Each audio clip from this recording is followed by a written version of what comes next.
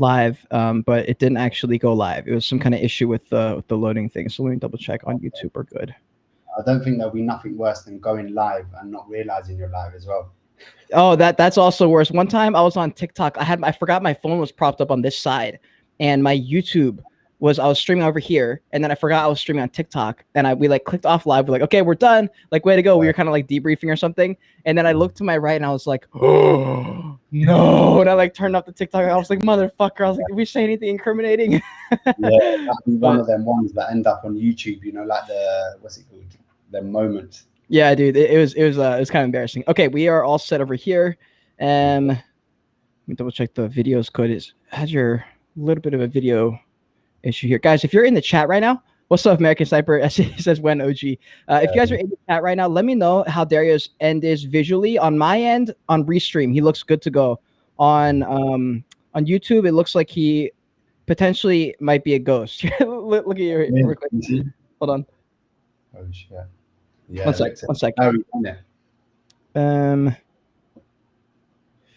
It might not be something that you can do. I mean, it might be on my Mac. It's just on the Here, actually, just if you just have the webcam, maybe just like wipe it off with your shirt or something, just to like clear it. It could potentially be that. Yeah. Let me see. What can I do? Oh, there we go. You fixed it. It was that. It might have been a drop of water or something. My Mac's been through the wars, so yeah. All right, guys. Well, listen. Welcome everyone who's here. Welcome to the Joyage Kingdom. I'm Cade, your guide, who'll be replacing the little voice inside your head for now, giving you a break from the constant internal monologue that is the human mind. I want to say first, thank you for listening or viewing on whatever platform you're on. If you haven't already, smash that like button, subscribe to the channel, join the kingdom. Today I'm joined with Dario Marini, the founder of DROPOUTZ NFT. It's gonna be sick. I hope you guys are excited into it. Dario, thank you for coming on, dude. Yeah, thanks for having me, man. Nice. And yeah, 100%. And there's some people in the chat here. You guys are excited. I guess someone's trying to get OG. American Sniper is trying his best. He's trying to get OG. Maybe it'll happen. We'll see what happens. But we get that a lot. You know what it's like in the Discord. It's crazy. It's probably picking up too, right? How long are you guys until you guys are gonna get started? Well, I think we're launching in roughly just over a week. We haven't announced our mint details yet, but it's going to be just over a week. You know, the workload has been something like I've never seen. I've been loving it, but you know, it's the round the clock with the different time zones and everything like that. It's been crazy. I think it's funny what you say as well, because it just popped into my mind. You know, when we was first in the server and we spoke, and I was like, you messaged me, and obviously we had the conversation, we got on well, and you messaged me and you're like, bro, you need to stop pinging so much. And I was like, yeah, thank you. Because obviously things like that you don't realize now. If someone wants OG, we have when OG roll. So we're like, you know, love it. OG can get it, whatever. Dude, that's actually really funny. I do remember saying that, because here's the thing. I didn't know that before. I got told that by my manager. He's not my manager, but he's my friend he's like a mentor. He's my age, but he's accomplished way more than I have. He's got like an entire business up and running. He's been running. He quit his job like a year ago. So he's done everything I'm doing just a year before me. So anytime he gives me a tip, I just roll with it. And I remember in the beginning of my YouTube journey, when I had Discord, I was pinging people probably like 6 to 8 times a day, because I was like, oh, like it's no problem. He's like, no, Cade, do not do that. He goes, they will leave your server. I was like, no way, dude. They love me. He's like, they don't love you that much. And I was like, oh shit, okay. You don't realize these things, but then you've got so much information you want to get out there that you just think ping, ping, ping. But then, like you said, when you have even when you have something important you need to get out there, people are not necessarily going to take it as an emergency or urgent, you know? Yeah, 100%. Well, listen, you got a crazy life story. So I want to see you guys, if you guys are in the chat and you guys have seen the podcast that they upload, I believe it's your pinned tweet, right? Mm-hmm. It's the video. So you and the 3 other, I believe everyone in that video is on the team, right? Yeah. So that you guys sat around, you guys kind of told life stories. You kind of talked about your past a little bit. You kind of opened up about some of the things you've jumped through, some of the hoops you've had to jump through to get in, just to like kind of make it in this world. And so you've been through quite a lot of shit. How much of the story is going to be involved within like the lore side of this project, I guess? Like how much of that story from your past comes into it? Well, I think the sort of the meaning of the dropouts is that like it's okay to make mistakes, it's okay to fall, and it's okay to start again, you know, pick yourself back up and go again. And when we first announced the project, we announced it without a utility, and that's what we grew it on and grew the community on. So, you know, my story and what we've all been through as founders is like, you know, it's it's the backbone of the project, and it's what, you know, because if you buy into a project, you might feel like you said, betting on founders, you know, you buy into an NFT and you buy into a PFP, but really you need to buy into the team. And the story of the Dropouts is that, you know, I've been knocked down in my life so many times, but I always pick myself back up again and I go harder every time. And, you know, that's what we stand for. I think obviously we've got our utility and stuff, but it's nice that everyone in the server or the community know the story and, you know, not resonate with it in a way where, you know, they've been to prison or they've had this or that, but they can resonate with it in some way where they've been through adversity or something like hurdles in life, and they've, you know, picked themselves back up, gone again, and, you know, it's still achieved in life.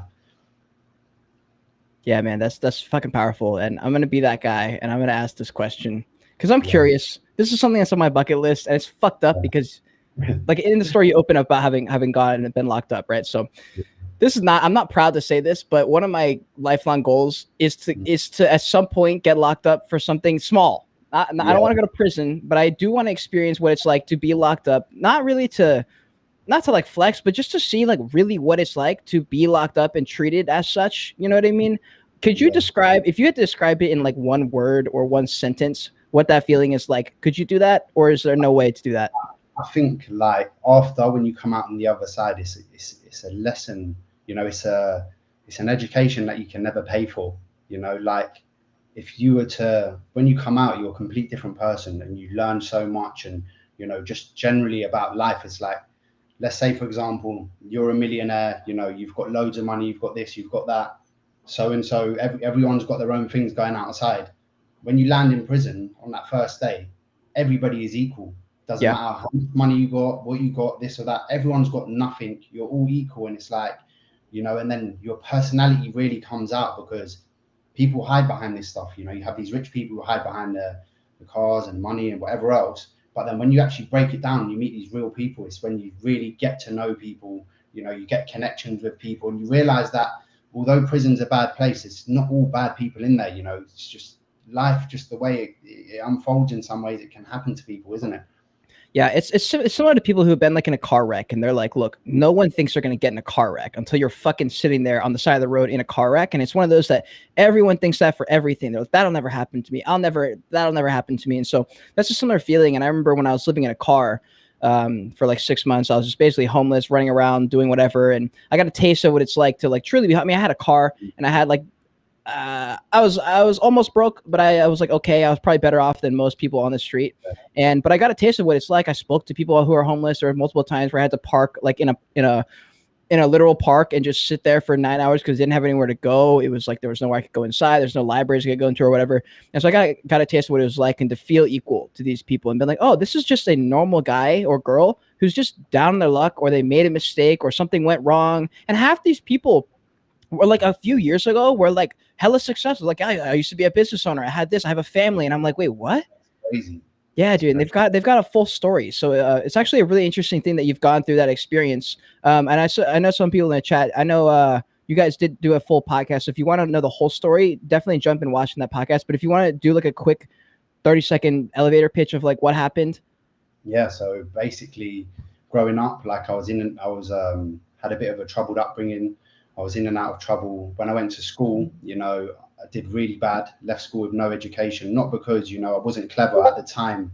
I would consider myself like thick or stupid because I just couldn't focus. And like at the time I would think, you know what, I'm just not capable. But the truth is that everyone learns in different ways. And I only found out later down the line that, you know, that was the case. So after being in and out of trouble and leaving school, no education, you know, having shitty jobs, and then I just sort of went into the crowds who had the similar sort of background as me and upbringing as me. And then, you know, from there we got in and out of trouble with the police, and that carried on for years to come. And then by the age of 21, you know, it all caught up with me. I went to prison.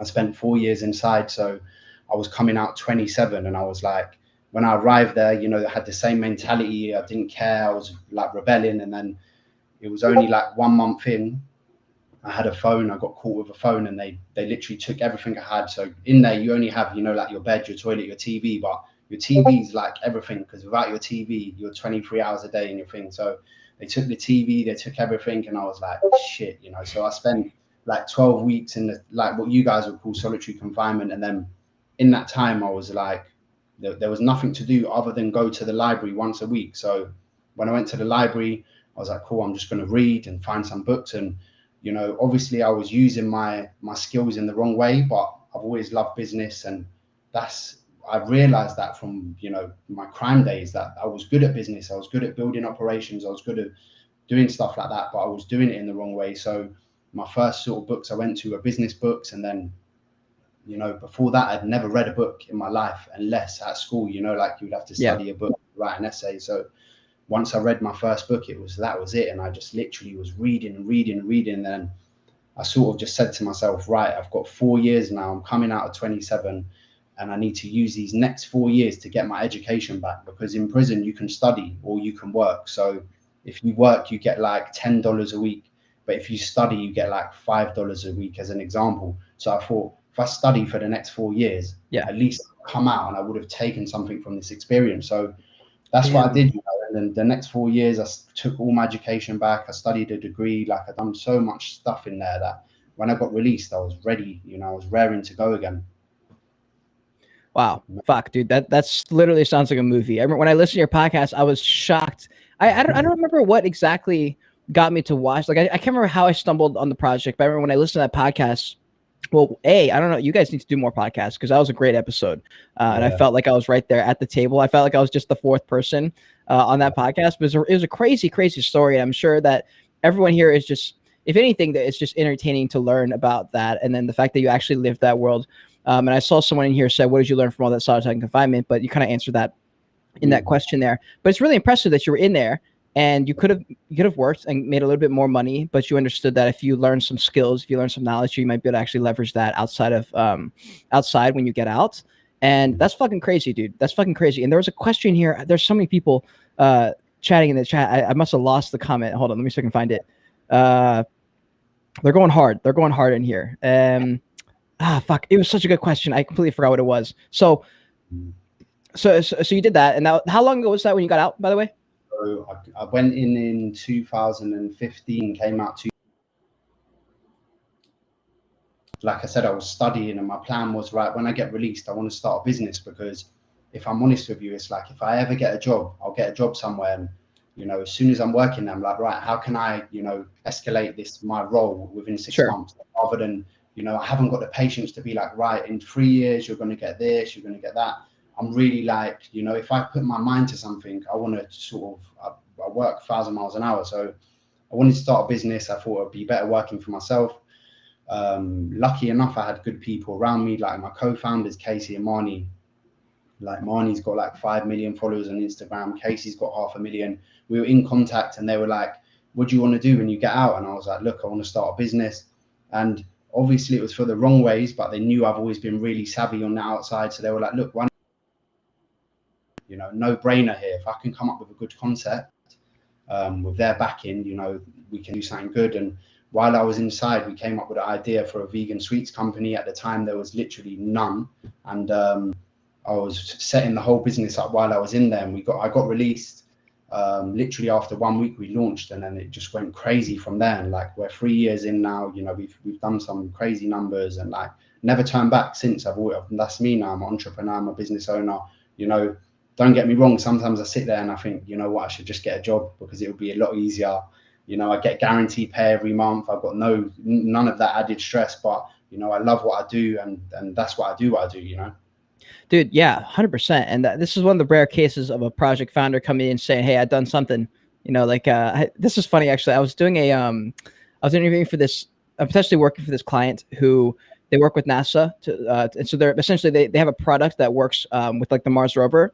And so everyone on their team is like, you know, very experienced, is very qualified, right? And so I was doing a little review of their website, kind of seeing who's on the team and stuff. And I was so surprised, because I'm so used to Web3 NFTs where, you know, you looked at the LinkedIn, it's like, oh, I've run 4 multi-million-dollar businesses, but they don't list the name of it. They have no links. They have no reference. And I'm like, okay, yeah, that's bullshit. And it was kind of funny to see someone with like actual credibility. And so when you talked about the business, which was really interesting to me, and I would love to get into it more, is like, you have a business, it's coming in, it's bringing in cash flow. You guys have actually worked together as a team already, which that in itself is already unheard of. Whether or not it was successful, you guys have already worked together in a business setting. So you guys know kind of how everyone operates. What is your main goal on the team? Are you just in charge of strategy? Are you doing content? Like, are you focusing on that stuff? Do you outsource those things? You know what? Since from doing our businesses, I'm the conductor. You know, I'm the one who never gets seen, never gets heard, but you know, I'm pulling the strings behind the scene, and that's always the thing. You know, that's just the way. And like I said, we was talking before, and you know, I'm not active on socials like I try to be, but I'm just very, you know, I'm always behind the scenes, and that's just the way I do things. And then when I basically got into Web3, I started flipping NFTs, and then I just said to Marnie and Casey, I said, look, like with your followings and stuff, you're missing something huge here. Like we need to get involved.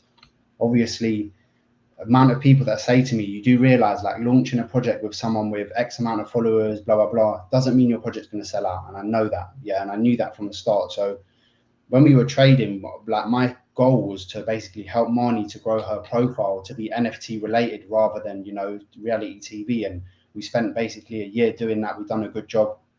And then when we launched, when we're building up the project and stuff as well, same thing applies. You know, we're not expecting people to come from Marnie and Casey's following and buy NFTs. That's not the case. But the good thing about having these guys on board is that they open doors. You know, someone who I would personally message and say, shall we collab, or do you want to work together, wouldn't answer me or wouldn't answer the dropouts in the beginning. But, you know, if Marnie and Casey approaches them, we've got 9 times out of 10 they will answer. And that's why we've been so successful with our collabs and stuff like that. So it's just about using what you have around you and using it in a way that, you know, that works. It's so funny. Someone in here just said he's like the professor from what's it called? What's the show called?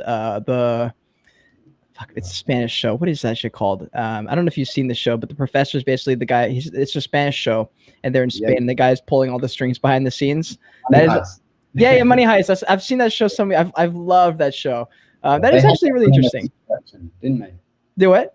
They had their own NFT collection. Did you see it? Get the fuck out. Do they really? Swear to God, they did. Yeah. I had no idea. Did it do well? Do you know? You know what? It didn't do well. It was they minted for really expensive. I think at the time, like 0.45 ETH, and then they didn't sell out. But this was a long time ago. This was like in the very beginning. But damn, yeah, goddamn, things have changed a lot, haven't they? Dude, they have changed a lot. And how much has your strategy? How much have you had to shift your strategy over the time that you started and to now? I think that, you know, the one bonus that we have is that, you know, I see so many projects come from like Web 2 or, you know, brand new projects, and they try and use marketing strategies that just simply don't work because the market sentiment changes so much. And not only that, it's like, you know, you have to be ready to change everything at the last minute, you know, whether that be mint price or dates or even down to your utility, because if you base your project around a utility, one utility, that utility might not be relevant in 6 months. So then that means your whole project is not relevant, you know? So when you're thinking of your roadmap and stuff, you really have to think deep into, you know, what can bring longevity to this project rather than, you know, what's going to keep people happy now, we mint out and then the project dies. Because that's not something I want to do. If I put, you know, we're doxed, and like I was saying to you earlier, it doesn't matter if you're doxed, people can still rug. But if I put my name to something, my partner's name to something, it's something that I'm here for the long run, and I'm going to build a roadmap that, you know, I can say, right, in 5 years, we're going to do this. In 10 years, we're going to do this. Obviously, floor fluctuates, you know, that happens. But like, you know, if you have a good plan in place, you can sort of, you've got the longevity to aim towards, isn't it? Yeah. Do you have any projects that currently that you look up to, or in the beginning when you launched the project that you were like, that's one that I like, we want to try and model ourselves a little bit like that? Yeah, I think you always look at other projects and take pieces that you like, isn't it? And I feel like when we launched our project, I think I looked at Loser Club, which was a really good project, which I liked how they done things, you know. And I think with regards to our community and stuff, I've built it in that way. That's where I've got the inspiration, because, you know, they didn't have 100,000 people in their Discord. They just had a solid amount of people. They didn't make people grind. It wasn't all that, you know, that bullshit that I'm not saying I'm not like putting it down on anyone else, but it wasn't all that you usually get, and took that from them. One thing that they did as well is that they literally did 0 competitions on Twitter, which, you know, sounds like unheard of. And I would have loved to do that. But the thing is, you know, I tried to do that angle. But the thing is, when you're approaching projects and you're like, let's collab. And I was saying to people, like, let's just do a normal post, like a collab post, and say, you know, we're doing X, Y, Z, and we'll give spots in your server. And they'll be like, no, let's do a competition, because everyone just loves the competition. So then you just get sucked into that, unfortunately. But I guess, you know, sometimes that's just the way things are. If that's the way it has to go, it has to go that way, isn't it? Yeah, I agree. I remember. Wait, so when you were first getting the idea, what what NFT projects were popping when you first got the idea of dropping the project? Do you remember which ones were blowing up at that time? I think I'm trying to like put myself in the same mentality as you when you dropped it. When we first, so I've always had since trading, I've always been thinking about doing a project. But when we actually launched the Twitter and stuff, I think it was around the time of like the PXNs and stuff like that. That's when we launched the Twitter. But you know, along the way, I've taken a lot of inspiration from a lot of projects, and also I've tried to do things unique to us as well, you know. Mm-hmm.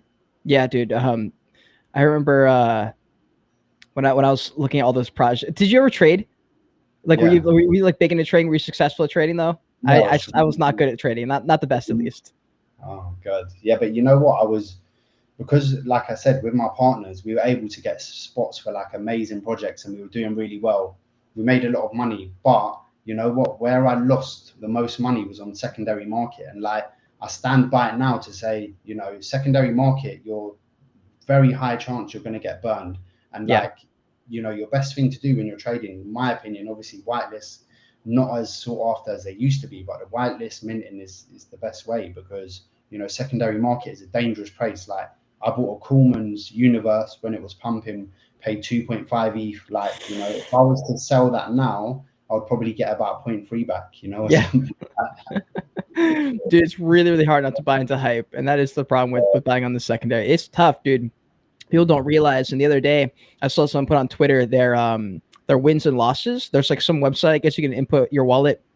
And so I put one of mine, the one I use for a lot of the trades, just to see where I was at. I knew that it wasn't going to be, you know, completely accurate, because you don't always sell your NFTs. Like all my good ones I never sold. They're still in my ledger. So I just like bought them on that wallet and then just transferred them to the ledger. So it wasn't totally there, but I was still net positive. Not like a crazy amount, but I was probably like 30% net positive overall that I've spent, which low key might be one of the top in the entire world, because we just didn't realize how many people were down bad. Truly, like I know I'm sure NFT Zark is positive other than this, but he was like, yeah, I'm like $500,000 down on all these NFTs. And I was like, oh my God, bro, like what the fuck? And that's just how it is, because you forget that you're pulling slots. You're at a casino pulling slots, and so you win something big, but you forget that you spent 2 months chasing a bunch of stuff over here and you lost all of it. So you're actually breaking even. And then you forgot about all the gas fees, OpenSea's fees. And then like, it's just like crazy, like how much people aren't actually making.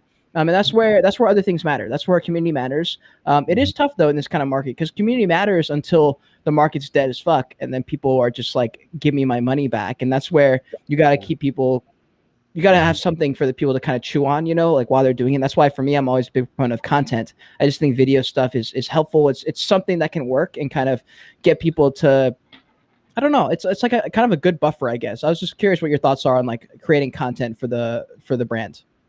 Well, you know, like with regards to creating content, like you said, we should do a lot more podcasts. And I think we done our first YouTube, and that was the first like filming I ever done. And it's definitely something that we're going to push forward with more once the launch is out of the way. But you know, like with the workload that we have with the project and stuff now, and plus, like I said, I've got my businesses as well that I'm managing as well. So like our main goal at the moment is to, you know, see through the first part of our roadmap, get minted out, and get to work on that side of things. And then the content, obviously, I would love to, you know, bring on a lot of people who I know personally, and people who can share their success stories as well from coming from a bad place. Like that's something I would love to do as well, you know.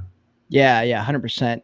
Do you think like, so you're gonna be running a couple different businesses at once, which I think some people in the Web3 world panic when they hear that. They're like, what do you mean you can't run? But I would say most people have multiple streams of income. Most business owners have more than one business, and they're kind of running it that way.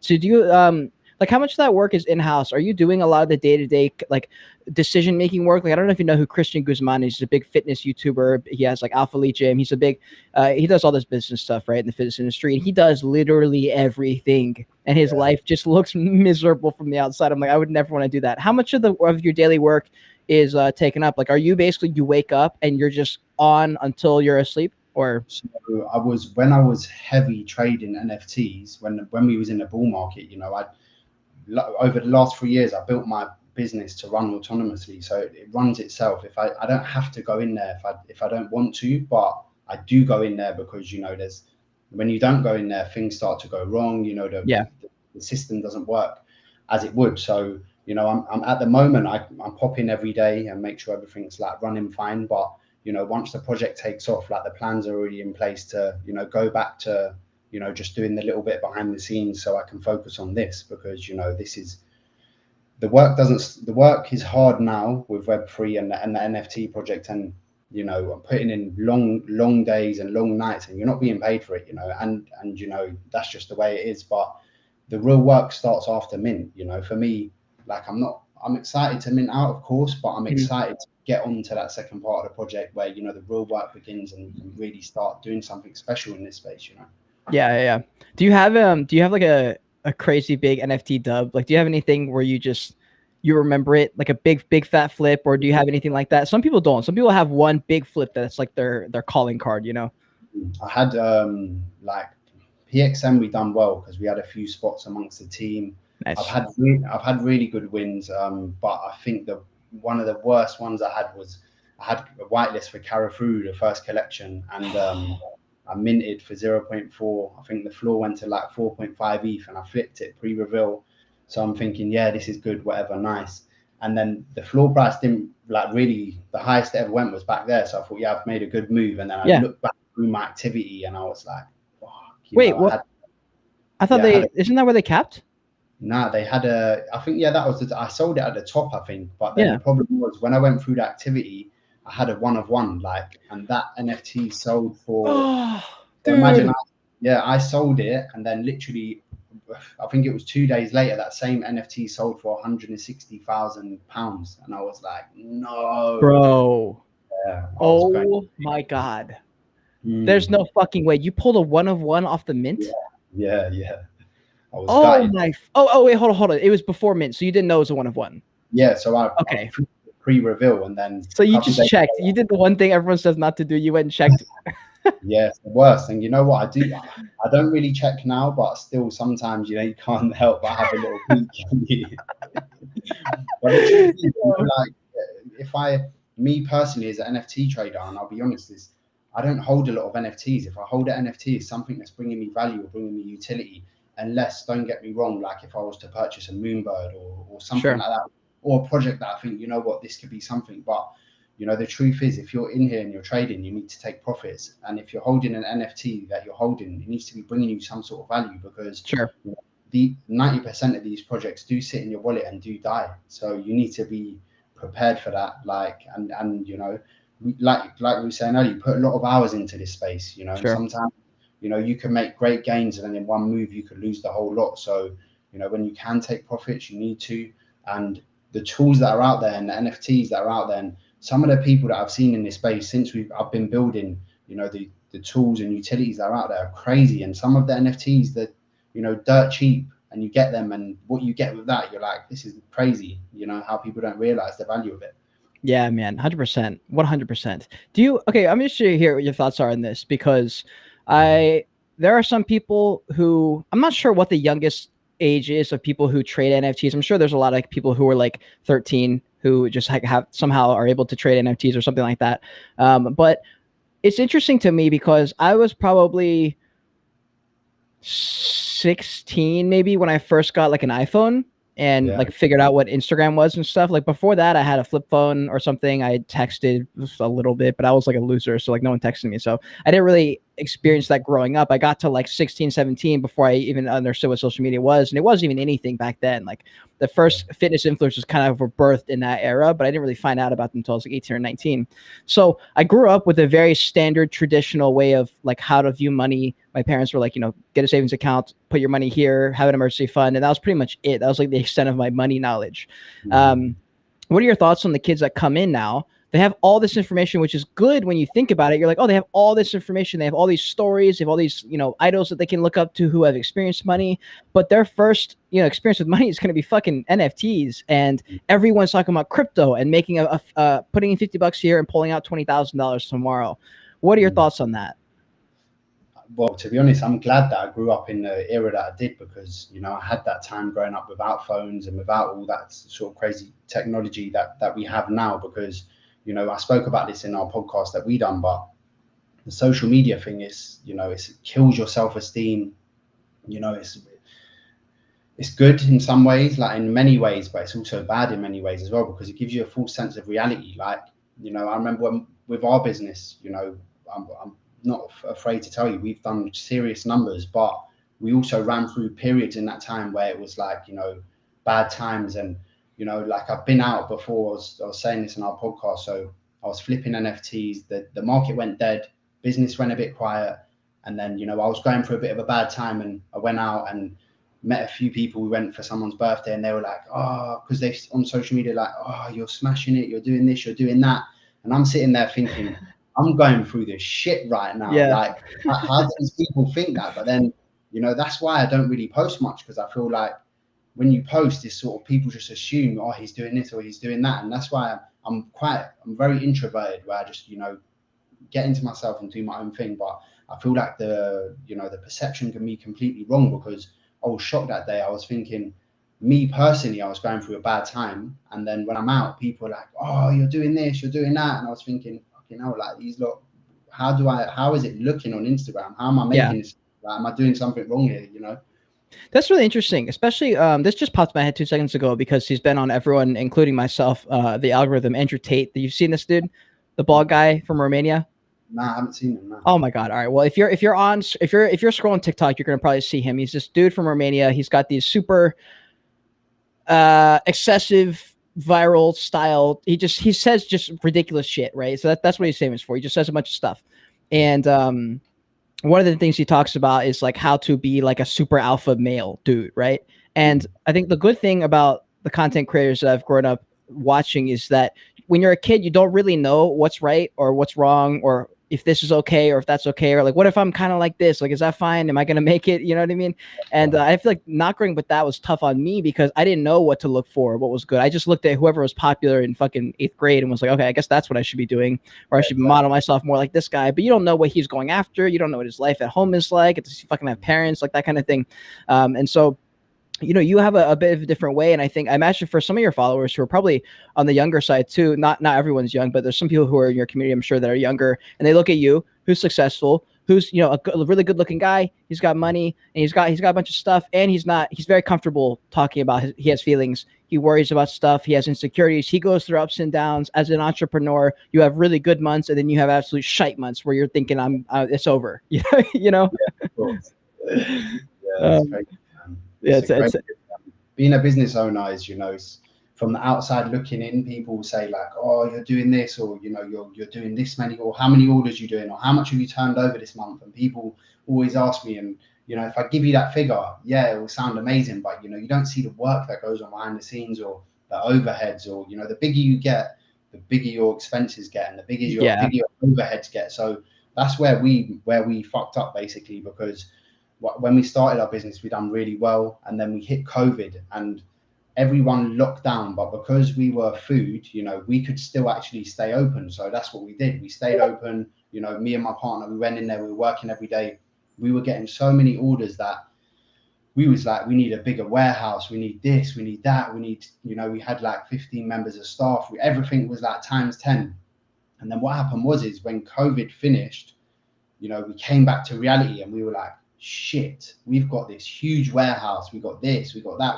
And although we're still doing well, you know, our overheads were high. So I've basically spent, since we opened up again, I spent months and months cutting our overheads, cutting our costs. Like even our unit that we have now, I've subletted the upstairs, so we're not rent free, but we're nearly rent free. You know, these little things that you have to counteract, because in any business, you're never going to be like this constantly, because if that was the case, everyone would do business. It's like this. So you need to prepare for the quiet times, and, you know, and also be prepared for when you are busy, so you can be able to get all them orders out, because that's a struggle in itself, you know? Yeah. What are your thoughts on, like, well, I want to talk about a little bit about money problems or solving money problems too, but OpenSea, Coinbase, all these big cryptocurrency exchanges are laying off 10 to 30% of their employees and stuff. While I think that's like necessary, because it's like, yes, we have less volumes. Like we just don't need as many people. Like that's like a standard for me. But also, it seems that none of them prepared for a crash. They all were just like, go, go, go, go, go, go. We're going to the moon, you know, hire more people, do whatever we got to do to just deal with this amount of volume coming in and this amount of requests. You know, OpenSea had like hundreds of thousands of requests probably a day of just issues happening. So they went and hired more people. And then now we're in this lower point. So they're starting to fire people. What are your thoughts on that as far as like when you start to grow, like you were just talking about, you bought a fucking huge warehouse and then a few months later you're like, okay, now we don't need this as much. Yeah, exactly. So I think, you know, exactly. I learned that myself the hard way. And I think, you know, these guys, although they're big players, like they're learning the hard way too, because when we were extremely busy, like we could do 1,000 orders a day and, you know, we need 10 members of staff. We need this, we need that. When you go quiet, you know, you've got 10 people there who are relying on you to earn money. And, you know, I'm not that, although you have to be in business, like I'm a nice person. I like to look after people. I don't like to see people struggling. So to lay off people and stuff is horrible, but you know, you have to do what you have to do. And I feel like these guys are learning the hard way. But the truth of it is, especially in the economy we're in, like I said, you prepare to be busy and you prepare to be quiet as well. And, you know, if I could sort of advise anyone having a business, I would say when you are growing, you know, prepare to grow and get everything in place, but also at the same time, keep your business as small as possible. And when I say as small as possible, you know, don't go and get a huge place. Don't go and invest in this and that and that. Try and do everything as, you know, as cheap as possible for as long as possible until you need to expand, because, you know, it's very easy to earn 100K and then reinvest, you know, 80 and be like this, and this. But then, you know, if the next few months is not that busy, you've got all this stuff you paid out for and you're not earning the money back, you know. Dude, that's literally one of the biggest lessons I learned with this crash, because the way I set up my YouTube and my brand was like, okay, this is a very sustainable model. The way I've set up my online business with the Brilliance reviews and stuff, I was like, it's very sustainable for the most part, and it has been. There's never been a month where I've been net negative. It's never happened. Even the months where it's like cutting close, I've always found a way to get net positive. So I'm like, okay, this is good. But I really wasn't prepared for when the market took a dip, because I had been spending money like a fucking asshole. I was just like, I don't know. I don't even know where it went, honestly. Like I bought it, and apparently my wallet was net positive too. So I'm like, okay, I didn't lose all the money. Like it just went somewhere, and it wasn't in my bank account because it's not there right now. And that is really interesting that you talk about that, because when times are good, that's when, you know, that's the classic, you're in a bull run. That's when you take profits out. Everyone says that, except when you're in there, no one's talking about it. Everyone's talking about what do you buy next? So what's the next one to buy? And that's why bull runs are exhausting for content creators, because like it's just the next video. What's the next project blowing up? And the next one, the next one, the next one. And that's what everyone's talking about. But you know, that doesn't last forever. It's not remotely close to sustainable. What are the problems for yourself? And I love talking to business owners, because this shit is just interesting. You've solved the money problem for the most part for like your day-to-day shit. You can afford to go to Chipotle whenever you want, right? Those are like money problems. What problems can money not solve at all? You know, there's a lot of things that money can't solve. I feel like with regards to business, are you saying? Yeah, let's start with business and then let's get into a little bit more like life stuff. Well, I think with business, it's like, say for example, with our business, there's plenty of examples. You know, when we got busy, you know, we used to do Facebook ads, stuff like that. And you know, what happens is as your conversions get higher, you increase your spend. And like we got to the point where we were spending like £1,000 a day on ads. So we had a great return. Great return, but then the return starts dropping because of obviously, no matter how much money you throw at this thing, when people aren't spending, the economy's not spending. You know, whether you put £100 a day on Google ads and £1,000 a day on Instagram ads, when people don't want to spend, they don't spend. So like you need to basically, with us, we know we're seasonal. So when we hit near Christmas, October, November, December, we pump money in.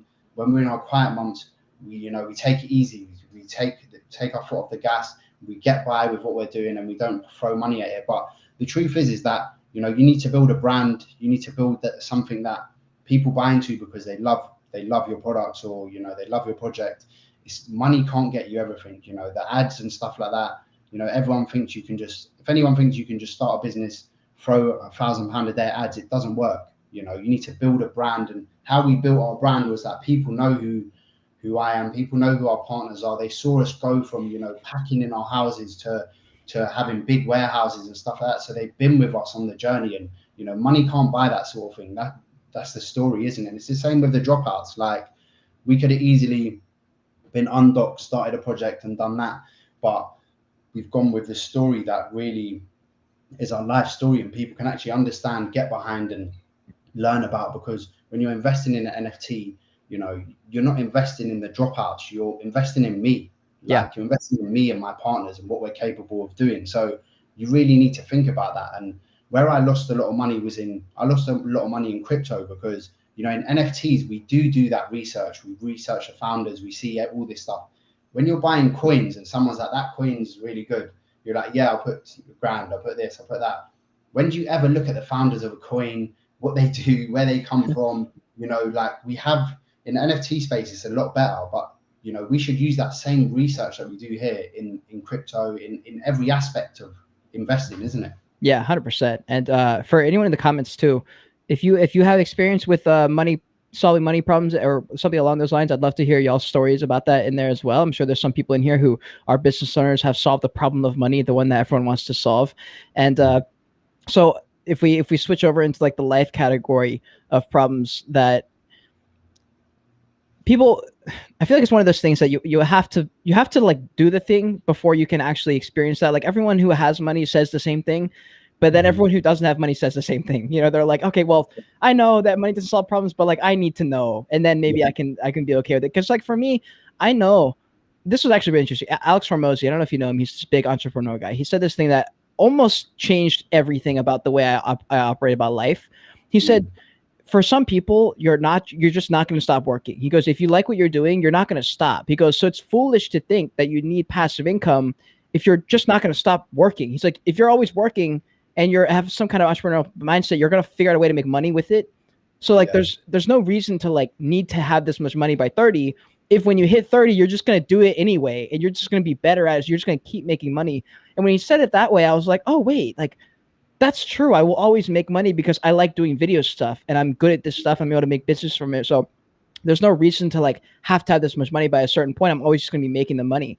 But I feel like until I'm at that point where I'm like, okay, like there's safety here, or like there's like a certain blanket or something, does that number ever come? Or for you, is it always kind of just a moving target?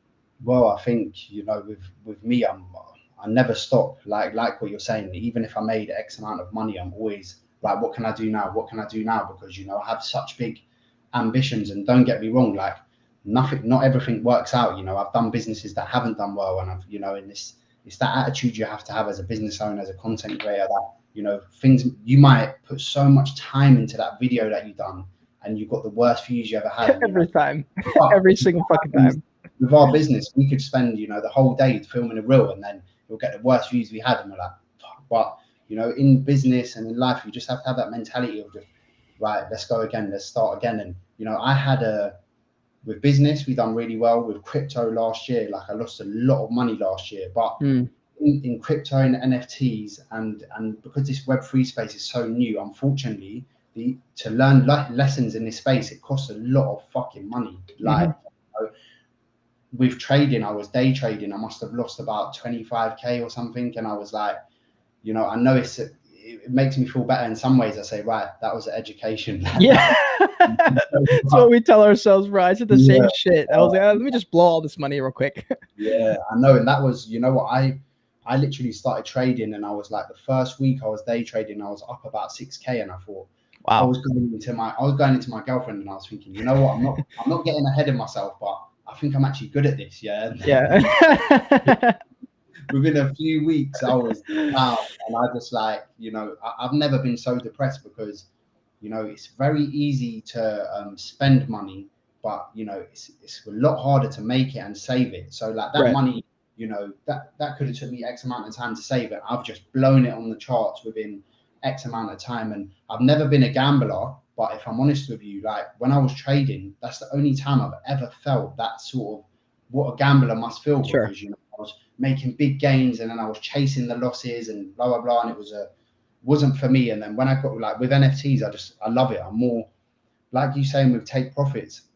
One thing with me personally, because I got burned so much in crypto, when I was earning profits in NFTs, I was drawing out. you know, to fiat every time. So like Nice, I nice. took profits all the way. And, you know, I think that's just how I do things in NFTs. And like I said, if I'm buying something, it's because I believe in it long term, or the team, or the community, but other than that, I take profits and, you know, exchange to fiat. I don't look at the chart and wait for it to go up and down, because then I'm back to that trading days when I lost, you know, that sort of Yeah, dude.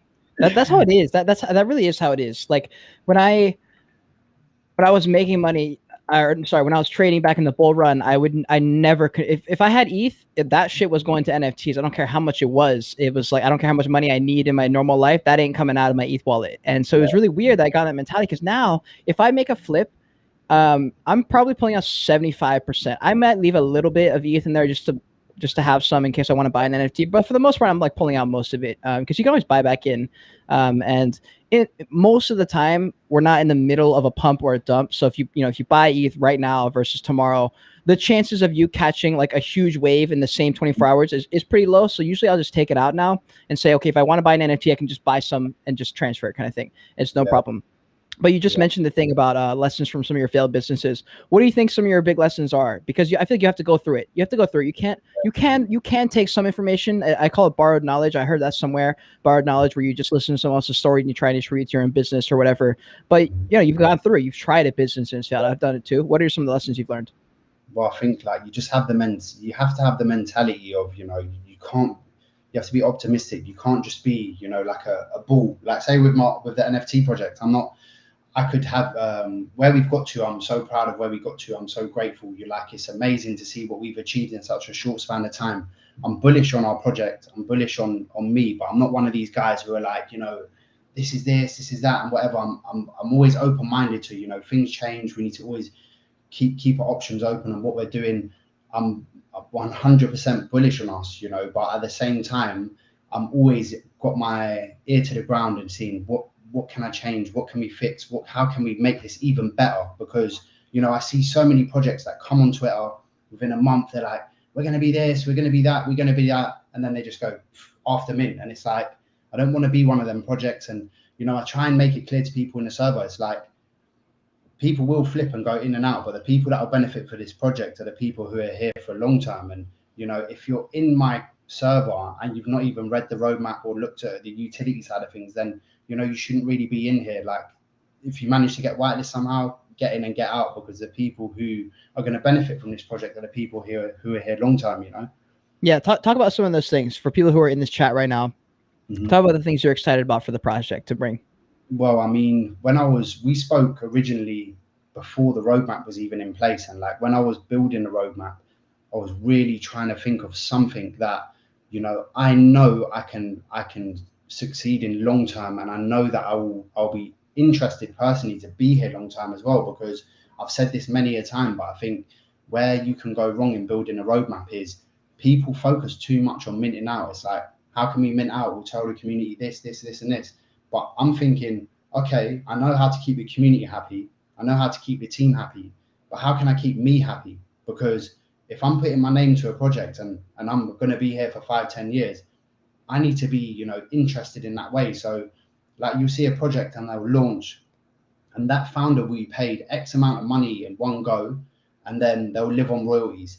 And it's natural instinct that their interest is going to go, because, you know, they just made X amount of money and then they've gone to living on royalties. So when I'm building the dropouts, you know, like part of our utility, so with the royalty side of things, you know, I'm going to see next to nothing of that, because 50% is going to go towards, you know, outgoings of the server team and stuff like that. The other 50%, we're going to have a marketplace. On the marketplace, some of the stuff is standard, like we'll have the whitelist marketplace. The second part is, with the coin that you earn, you can buy raffle tickets to the royalty pot. So every month you can buy tickets. At the end of the month, the pot will be split between 3 people, and the 50% of the pot will be split. And then the third way you can spend your token is, we're actually building a Web3 business that you're going to be able to buy. There's a limited amount, but you're going to be able to actually buy shares in our business. So that's how we're running the marketplace. But the reason that I've built the business into the dropouts is, one, because I know that I can benefit the holders, but two, because if I'm running a business, I know that I can profit from that business, I can earn, and I can grow this business to, you know, wherever I need to take it to. And I haven't got to worry about how much have we earned on royalties, or you Yeah. know, shall we do a Gen 2 and then the project dies, or shall we do this? You know, I want to create a tight community, people who believe in me and the project, grow it, and I want these people to be part of this business growing. So then when it does get to that stage, you know, you've got people in the community who are earning commission, you've got people who own shares, like they're going to be a full part of this whole project, you know. That's great. And that's one thing that when I talked to the Wolf Boy NFT project, I know a few of the guys in the team, and that was my biggest worry too. I was like, look, if you guys can't generate income, you guys can't generate profit, something that's not just the royalties, you're gonna die. I don't care how good you are at anything else. Like, you have to figure out a way to do that. And so if you're not aware of that, some founders just ignore it. They literally are like, well, I know, but like I don't want to think about it. I just want to mint out. We'll see what happens. Like, maybe we'll pour a Bored Ape Yacht Club. Maybe we'll just have unlimited secondary sales. But if you go with that mentality, it's just not going to work. You could get lucky. But the fact that you are thinking about those things, and it helps that you've been a trader and you've been a bit of a DJ, and so you can kind of see what people hate, what you hated in other projects that you were like, man, that sucks. I wish they didn't do that. And then when you drop your project, you're like, there's no way in hell we're going to do that because that was miserable for the holders. So that's a bit of a different mentality that you've got. So like I was saying with the utility, so we have the marketplace. You can spend your coin in 3 ways. One way is on whitelist spots, one way is on raffle tickets to the royalty pot, third way you can buy shares. But then what we also do is, so we're starting an agency, and essentially it's ready to go, but it's B2B, it's not B2C. So we're not targeting customers, we're targeting businesses. And then our community, whoever makes referrals, so if they see our services and they know someone who owns a project who then takes on our services, they earn a commission. So come bull or bear market, you know, come whitelist or not, these people can be earning a good commission and earning through the company, you know, as well. So they're going to be a massive part of this. And that's why I strongly advise people in the server, like, go and read the roadmap and go and read what we're trying to do. Because, you know, if you're in the chat and you're just talking away and you haven't even spent 5 minutes to read the roadmap, you're going to jump out of it, and you're going to be the one who's kicking themselves down the line when they think, shit, you know, I should have really paid attention here. Yeah, 100%. Yeah, 100%. And it's interesting, the B2B versus B2C business structure, the way you line up all your content and the way you kind of copyright everything is a bit different. Do you have anything specific there that you want to add, like the difference in business structure, the way you set it up for B2B?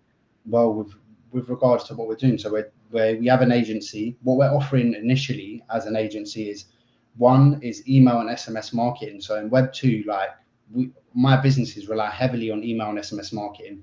We see countless times people coming from Web 2, they bring their marketing strategies, or what you get is someone with loads of followers, they'll hire a Web 2 marketing agency. They'll come over, they'll be like, do this, do that, and it doesn't work. But there is parts of Web 2 marketing that is not being utilized in the NFT space. So with us, like, we collect emails and phone numbers from our community. We have a giveaway running where we collect them, and then every couple of days an email goes out. This is who we're collabing with.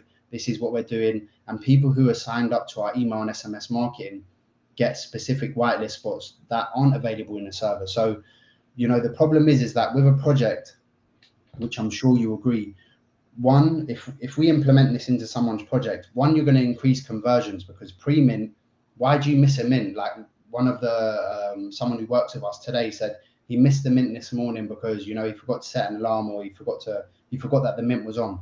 With email and SMS marketing, we can make sure that you are aware that that mint's happening at that time. And then also, not only that, post mint is the most vital, because say like you bought a project before, it reveals, it's, you know, the floor starts dropping and you sell, you don't necessarily check the announcements in Discord. That team, there could be 20 team members working hard on serious utility and alpha you just don't know about, because you know, not everyone's, we're not going to go in every NFT we got and say, oh, let's check announcements today, let's check this. Whereas if you had a specific team working with you saying, right, what's happening this week, you keep your community up to date, and then, you know, you're going to pre-mint, you're going to increase conversions, and post-mint, you're going to stabilize your floor and create a stronger community, because they're going to know exactly what's going on inside your project, you know? Yeah, that's a great point. Fuck me, dude. I wish they had that already, because I literally missed out on a free mint that I had whitelist for, that I was given graciously by someone else, and they flew to like half an ETH. I'm not going to say what project it was, but I completely forgot about it. Found out about 30 minutes after it minted, and I was like, oh. And I was like, okay, well, it's probably fine. Most free mints go to shit anyway. So I checked OpenSea, and I was just like, yeah, of course. So that happened. And so that is how it is. And that's one thing that I actually in the beginning, I kind of got away from it a little bit, but probably like I forget, like 3-4 months into my YouTube, I think I partnered up with SupDucks, and we're still partnered up. It's just more of a Web3 style. But in the beginning, it was one of those where I would just mention that the channel is sponsored by SupDucks every video, because that is one way to keep them engaged. Because if you're not a SupDuck, you're not thinking about SupDucks. You're not checking Discord for SupDucks every other day. You're in 75 Discords. You don't have time to check everybody. I check everyone because I'm a YouTuber. I have to know what's going on in the space. But for the most traders, they're focused on 3 or 4 projects that they remember, probably new projects, and then they, another new project comes in, they have to drop one off the plate. But that is really interesting to keep people engaged and remembering what's going on in the project. And that is a huge bit of utility that I've only seen in a few different projects where they even think to bring that, because it doesn't technically like bring them anything. You know what I mean? It's like, it's one of those like indirect utilities that gives you really helpful stuff. But on paper, maybe people look at it and they're like, oh, it's not staking where I can get a free NFT. People don't look at it the same way, Yeah, it's true. I mean, like, people don't realize the power of these Web2 marketing strategies, because, with our businesses, we're really good at building a following with our co-founders and what we do and networking with influencers.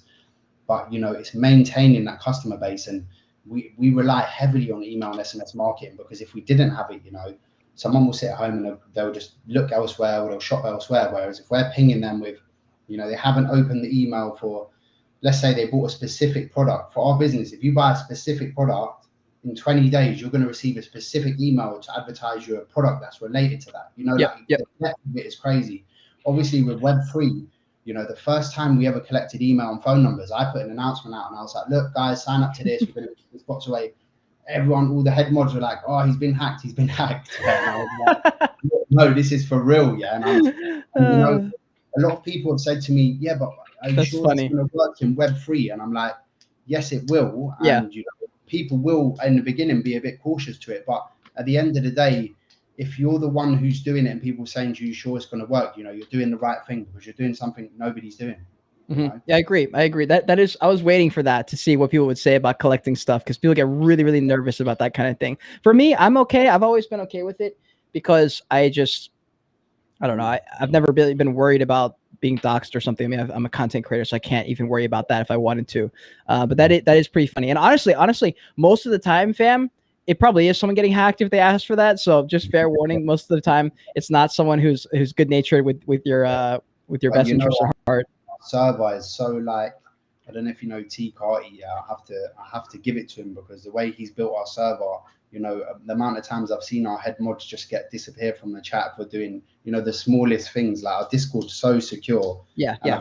It's nice to have that. Don't get me wrong, it's frustrating sometimes when, I lose a head mod or whatever, but sure. It's to be safe. But yeah, I mean, our community's taking it on really well. And like, there's messages in the chat now and people saying, when is the email coming? Because everyone's waiting for a Care Bears free mint pass, stuff that you're not going to get in the server.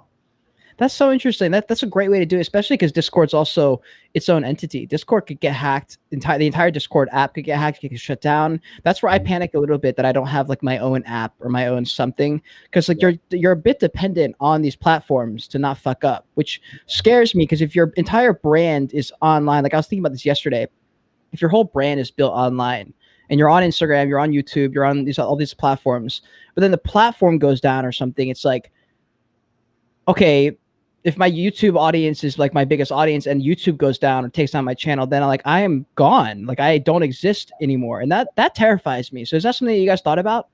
Yeah. Did you see, there was a guy, I'm trying to think of the project. I think, was it Weird Wales? That young guy from UK. I think he was about 14 or something. He launched his own NFT project, minted out, like, done really well. And they rugged his Twitter because I think he didn't have needed authorization from his parent or something like that. Oh my God. These things happen. And have you ever been on your phone before? And like, I've had it on Twitter where sometimes I'll go on and I'll be logged out of my account and I'm like, no. Like, it's scary. It is very scary, dude. That's a terrifying feeling when there's an app that normally doesn't log you out and you're like, what? Why? What just happened? That's funny. That's funny as fuck. I think like I was saying, I'm grateful we got a very secure server. People are relentless in this space when it comes to scams and stuff like that. I've never seen nothing like it, and I had to get scammed a few times to realize. And, I think I'm personally, touch wood, I would say that I'm scam proof now. I think I'm I'm used to all of them, but you know, you always have to be careful, don't you? Dude, with the scams, it's not even about you catching it or not. It's just gonna be about if you're paying attention at that moment in time when you click a link. That's right. I mean, I was scam proof for 10 months and then like never had a single issue. And then I lost my World of Women in a 2-second just stupid click. I just was like not paying attention. I had like music playing somewhere. I had a video playing over here. I was working on something and I was like, oh, I forgot about, I got a Discord ping. It was like, hey, like we're doing that that art free mint claim thing. And I was like, oh, I must have missed that notification. Like, sure, let me go connect real quick. And I just didn't even think about it. My my NFTs for that and for my the NFTs I was holding were in this certain wallet that for some reason still had the WoW NFT in there. And I just didn't think about transferring that to my ledger. I just forgot about it. Connected my wallet, had no problem. Realized I forget what it was. I connected my wallet and then it asked me to connect again. And I was like, that's weird. I already clicked sign. So I clicked sign again. And then I was like, wait. And I went back to Discord and everyone is in there like, don't click the link. And I was like, I cannot tell you, dude, the blood just like like I was just like, and I just ran, I like disconnect everything. I went to OpenSea and it was like your NFT's been transferred out. And I was just like, oh my God. I couldn't believe it. It was like 2 a.m. and I was just like, oh wow, that just happened and it's gone forever. And I thought about like flagging it or something like OpenSea, but then I was like, man, someone's gonna buy this NFT and they're not gonna know that it was stolen from me. So I'm just gonna screw this other person over if I flag this thing. So it's over. I made a mistake. That's what happened to one of my guys. He bought a mutant and they froze it, you know, and he had nothing to do with nothing. And the guy was saying to him, look, I'll give you 5 ETH for it. And he's like, why am I gonna give you it for 5 ETH? I paid, you know, 15 ETH or whatever it was. So it's the first time I got scammed, I think, got into NFT. So I was just learning. So what I was doing is me, Marnie and Casey, I was saying to them, look, contact this project. They're launching, they look good, blah, blah, blah. They would send us NFTs and then we'd flip them or whatever. We was doing not whitelist spots. We were getting sent NFTs. So anyway, as I'm learning and I started trading, you know, they say, oh, follow the top wallets, blah, blah, blah. So I must have followed Gary Vee's wallet. Yeah. And oh, no. Like, oh, boy. So I've gone on his activity like an idiot. Yeah. But this is right. And he bought this like Kong thing. And I was thinking, why has he bought that for? And then I've gone on the website and it was like, they're going to sell out or whatever. So anyway, I bought like four of these things. Yeah. And then literally they never landed in my wallet. And I was just like, what have I done here? You know, like the littlest things, but you learn the hard way, isn't it? In anything you do in this space. Yeah. 100%. Guys, and if anyone ever messaged you on the DMs and they're like, hey, I want to buy your NFT, tell them to buy it. If they want to pay a certain price, tell them you will list it there and then they can buy it there. Do not ever do some kind of caveman style. Let's just trade. I'll send you the money first. Like, just don't even participate in that unless you're able to use like I don't know, like I know in some projects with like a really tight community, the founder would come in and say, okay, like I'll be the middleman. You send me the NFT, you send me the ETH, I will send the money for you guys. But just honestly, no, actually, no. Just list the NFT, they will buy it. That's the only way to do it. Don't use any kind of weird website thing. I don't care what it is. If it's not OpenSea or it looks rare, that for me, it's just not worth it. You know, I'm going to tell you something mad here that a lot of people don't know. So we offer a service on our agency as well. So it comes as a package. It's email and SMS marketing. We also offer security services with Discord and mass reporting through one of our external partners. And one of the other things is wallet intelligence. A lot of people don't know about wallet intelligence. And, you know, say, for example, a huge project does a pre-mint raffle now, yeah, and you sign up and everyone, what do they do? You know, if it's a huge project, you sign up on 10 wallets and they're all burner wallets or whatever because you're hoping you get one.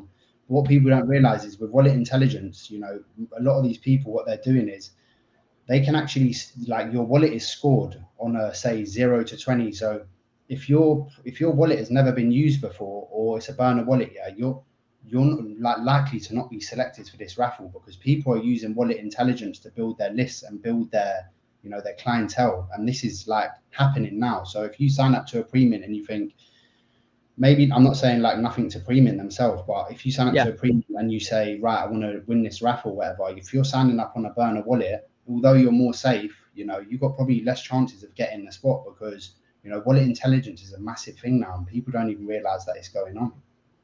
Wow.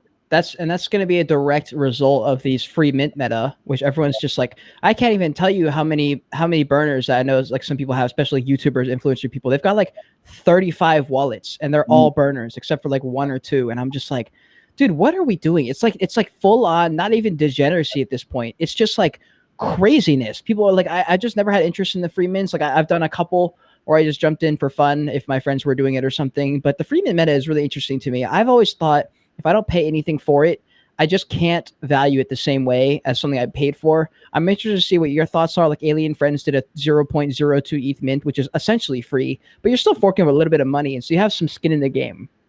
Yeah, I think that the free mint meta, I'm the same as you. I didn't jump on the craze. I was literally, by then I was building, so that took up all my time. And the free mint didn't appeal to me because everyone gets hyped on this project and they just die, and it's just a flipper's paradise. But like I was saying with that wallet intel, it's good in a way because all these people who they can literally see if you've sold an NFT for $5 or $10 profit, and then you will get scored less for that. So yeah, when you're signing up to these things, you don't realize, but it's like someone looking through your bank account and going, this guy is a terrible investor. This guy, will sell like the clothes on his back for $1. This guy will do this. So it's so specific.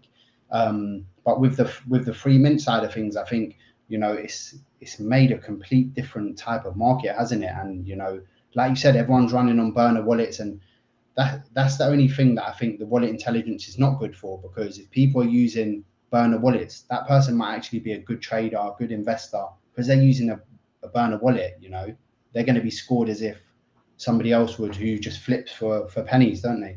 Yeah, man, it's tough. Like I would rather it be on one account, but maybe like there's certain permissions, like you only give it permission for this first level of security for your wallet, but then your decent NFTs, not the ones you're gonna put in your ledger, are like here, like another level down. But that first level, that first sign, maybe just gives you access to like all your bullshit NFTs, and then just like I don't know, it is gonna be tough because you're right.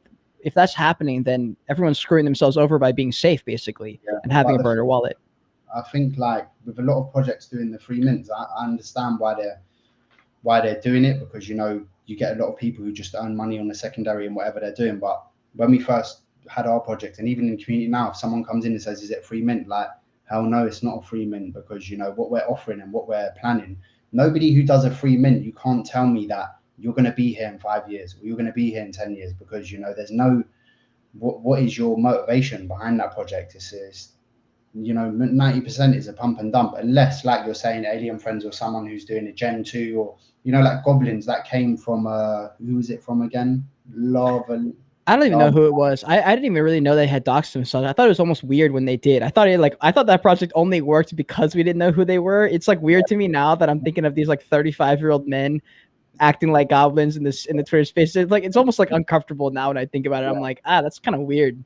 But longevity of a project, them guys will succeed, because they've done projects in the past, they still have projects and they have that experience. Whereas if you're coming into the space, if I did the dropouts and I'm like, free mint, we're going to have an agency, you buy shares, you buy that, I'm going to lose interest after a month, because I'm going to be like, this isn't it's a waste of my time basically. But I feel like with our project, I've finally found the piece of the puzzle to put it together to benefit the community, the team as well, which is massive to me, and also myself. Like I said, not in a greedy way, but if I'm going to be here for the long run, and the longevity of the project needs to benefit me also.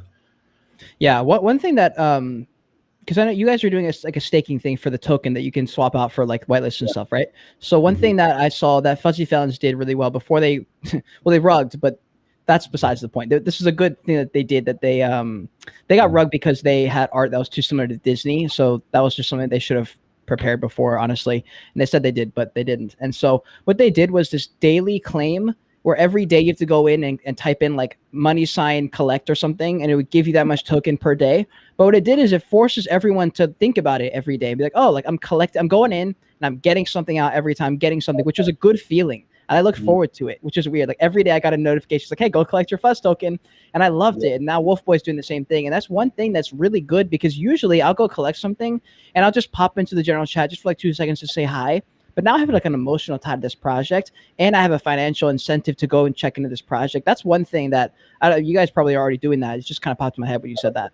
It's a good idea, because I'm not going to name a project, but like I hold an NFT that I staked to earn token that I locked away for, I accidentally locked it away for 6 months. And then been in there and like hardly ever, you know, you just sort of think, oh shit, and then you go in there and then it's not the same. Like you said, by doing something like that, you can have someone coming in and out every day and checking in and what's new and what's this. And that's why, you know, we need different points of contact, because if we're in a space every day, we can't rely on Discord announcements or Twitter, because we're not necessarily going to look at it. And that's why we're doing email and SMS, stuff like that. That's not even marketing, but you're creating something that makes that person come back every day or every week, no matter what. You know, it's a clever tactic. Yeah, man, 100%, 100%. Innovation in this space is crazy. It's like, you know, I love to see it, and I love to see these unique things people are doing. And even with the services people are offering, like the wallet intelligence, like when I met the guy, we're offering it as part of our package now. But when I met the guy, I was like, you know, this is crazy. Like, I couldn't believe the depth that these guys are going into, and the skills, you know, that they have to be able to. Someone could launch a project and basically build a list of high-end investors, you know, just by the wallet intelligence if they wanted to, you know. And this is what traders don't realize, that, you know, when you're buying into a pump, sometimes you're buying into a manipulated pump. That could be a huge group who are like, now, and then it gets to a point and they go, now, you know, like these things happen. And, you know, there's a lot more depth to trading than we think. So if you think you're just buying and you're like, this is going to do well and blah, blah, blah, it's not the case. You know, there's a lot more to it. Yeah, for sure. What are your, so do you have friends who all right, do you have friends that hate NFTs? Yeah, a lot. Yeah. What is your, like, when you go into a dinner, what are y'all talking about typically? Is it NFTs or is it not? You know, it's hard, because when somebody asks me what I'm doing or what I'm up to, it's like I can't explain it simply. Like someone will be like, what are you up to with the project? And I'm like, da da da da da, and then I just go on, and I just look at them and they're looking at me, and then like, I understand the word I'm saying. But it's, you know, you can't relate to some people. And, you know, if someone's interested in learning, you can talk and they'll be interested and they want to learn. But, you know, if that's not the case, some people just look at it as like, what the hell are you up to? But since building the project, when I first came into the NFT space, I was thinking, shit, you know, I wish I was a little bit earlier, because I'm late to this year. But now when I'm building a project, I'm realizing how early we are, because, you know, email and SMS marketing is not being utilized. So, you know, if you're telling me that shows you how early we are, because these simple things are not being done. So when I was trying to collect the wallet addresses for the mint and stuff like that, I was looking for a bot that could also, you know, optionally collect your email and phone number. That bot does not exist. Yeah. You know? If that bot does not exist, and I'm finding things quite easily that nobody's doing, you know, we're seriously early here. And although we're going through a bear market, I always tell my server, like, learn your skill, find your niche, and then when adoption does take place for Web3, you know, your skills are going to be highly sought after, because there is no education here. You know, it's just, you learn. It's like learning on the roads, you know, we're learning, and this is the Wild West at the moment, you know. Dude, I can't wait to clip that. I can't wait to listen to this podcast back again, but I can't wait to clip that, because you've kind of opened my eyes to the idea, because I was like, wait a second, you're right. Including myself, I don't even have like an email list. And I thought for a long time, my friend Tom Youngs, he's another YouTuber based out of the UK. I don't know if you know him, but he's also for the longest time had like a newsletter. And for me, like, video is my form of everything. So that's just the way I do stuff. But I was always kind of like, why would you waste time writing up a little newsletter when you already have Discord, you already have YouTube? But I didn't really think about the fact that, like, that's one avenue where you kind of control the output. Like, you send it and they will get it. And most people check their email, or they're just going to notice your name there. But on Discord, there's so many icons that they don't really see your name probably.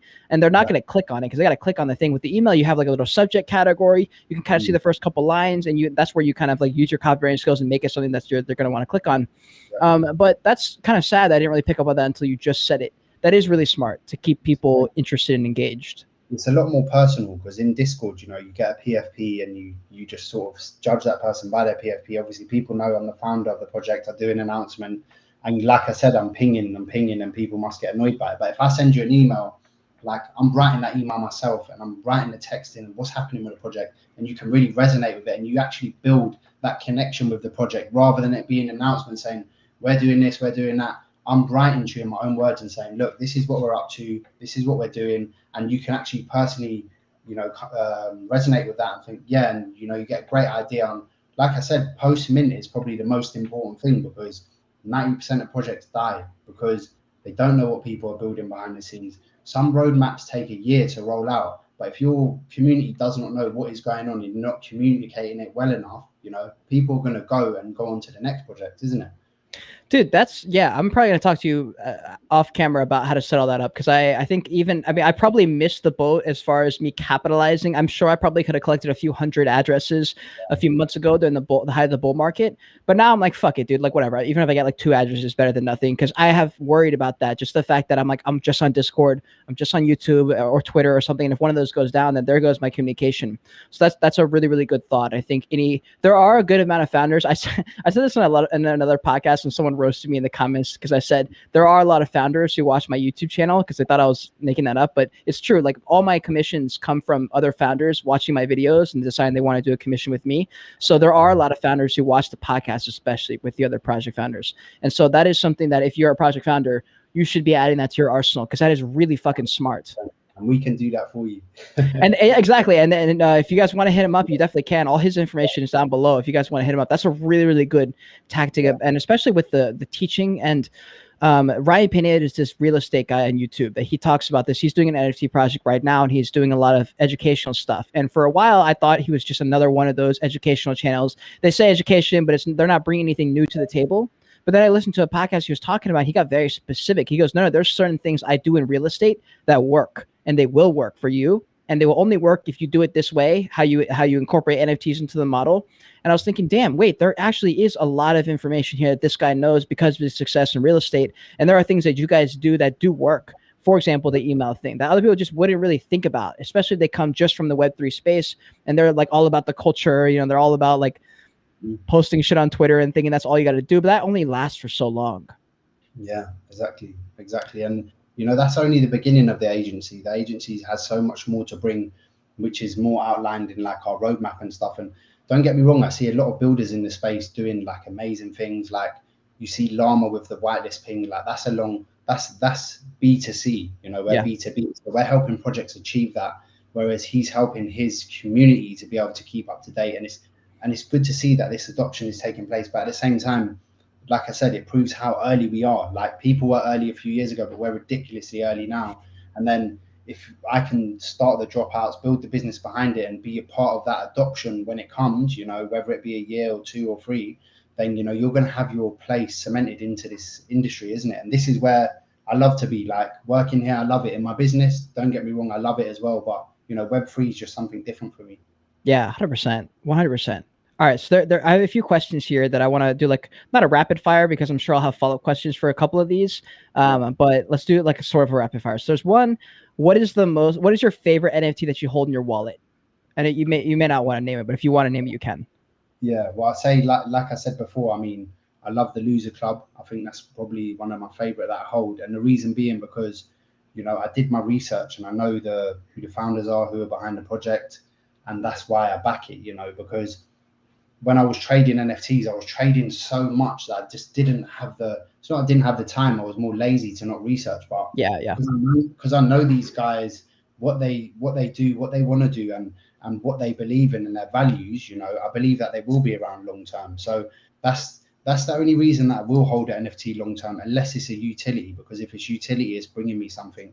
If it's a PFP or an art project, you know, unless it's got a amazing community utility side of it, or, you know, I believe in the founders, then I wouldn't hold it. I don't hold many NFTs, but, you know, if I do hold them, it's because they resonate with me in some way. Yeah, I agree. All my favorite NFTs are art pieces. Like, if people think they're going to jump into my ledger and find a bunch of expensive PFPs, yeah, you're not going to be right. I've got a few PFPs that I like, but for the most part, like for me, I have a lot of art pieces that are like, for example, like all the stuff behind me is just by artists. Like that's by Rainbow. She's like a 12-year-old artist. And she's like she's actually crushing the game in the NFT world as far as building her own brand there. But like all my art pieces, like I have the Cool Man's Universe little thing right there. Like I like projects where the founder is out there talking about who they are, what they're about, and stuff like that. And that's where I connect with them. So there's a couple PFPs, like I said earlier with the SupDucks. Like I like Frankie. I think he's an OG in the space. I've done a full podcast with him, so I kind of got to know him as a person. And like all the projects I hold are people that I connected with emotionally and said, that person, I trust them. I like their vision. You can kind of tell like within the first 10 seconds of meeting someone, whether or not they're a piece of shit, you know? Yeah, of course, 100%. And like, since being in this space, you know, I've met a lot of people, good people, but since having a project, I've met so many more, and it's like, you know, the majority of people are lovely people, want to help each other, and I'm like that. You know, I'll help someone not because, you know, someone will say, can you put me in touch with so and so? Yeah, no problem.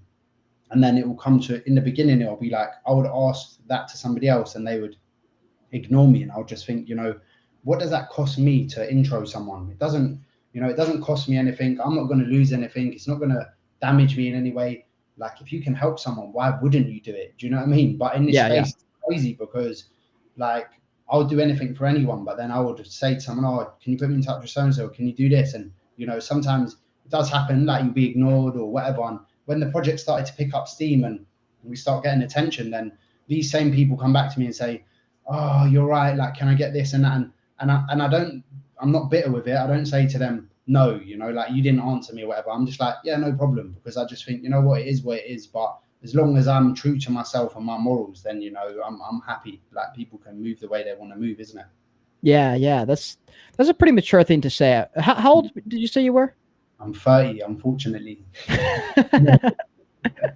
Has anything? What would you say your biggest shifts in mentality or personality style stuff from your like 20 years old to 30 then?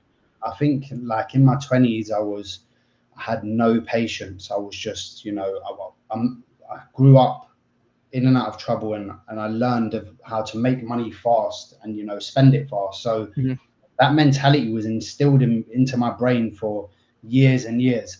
And, you know, when I actually went legit and I came out, that's something I really struggled with, was the fact that, you know, when you're doing what you're doing, and, you know, like, my crimes was drug dealing, and when you're doing what you're doing, easy come, easy go. You make money, you spend it, you go out, you splash it, you do whatever you want. And I've done crazy stuff. But when I came out and I was legit, even when I was earning good money, it was like, you know, I was a spender, because it's like, I'm just giving. I'm like, yeah, we can do this. We'll go here, we'll go there. And I'm, you know, I'm happy to pay, and I'm a generous person. But, you know, to try and retrain my mind to the fact that, you know, you need to think long term. And money does come and go, but you need to be careful, because there are harder times around the corner.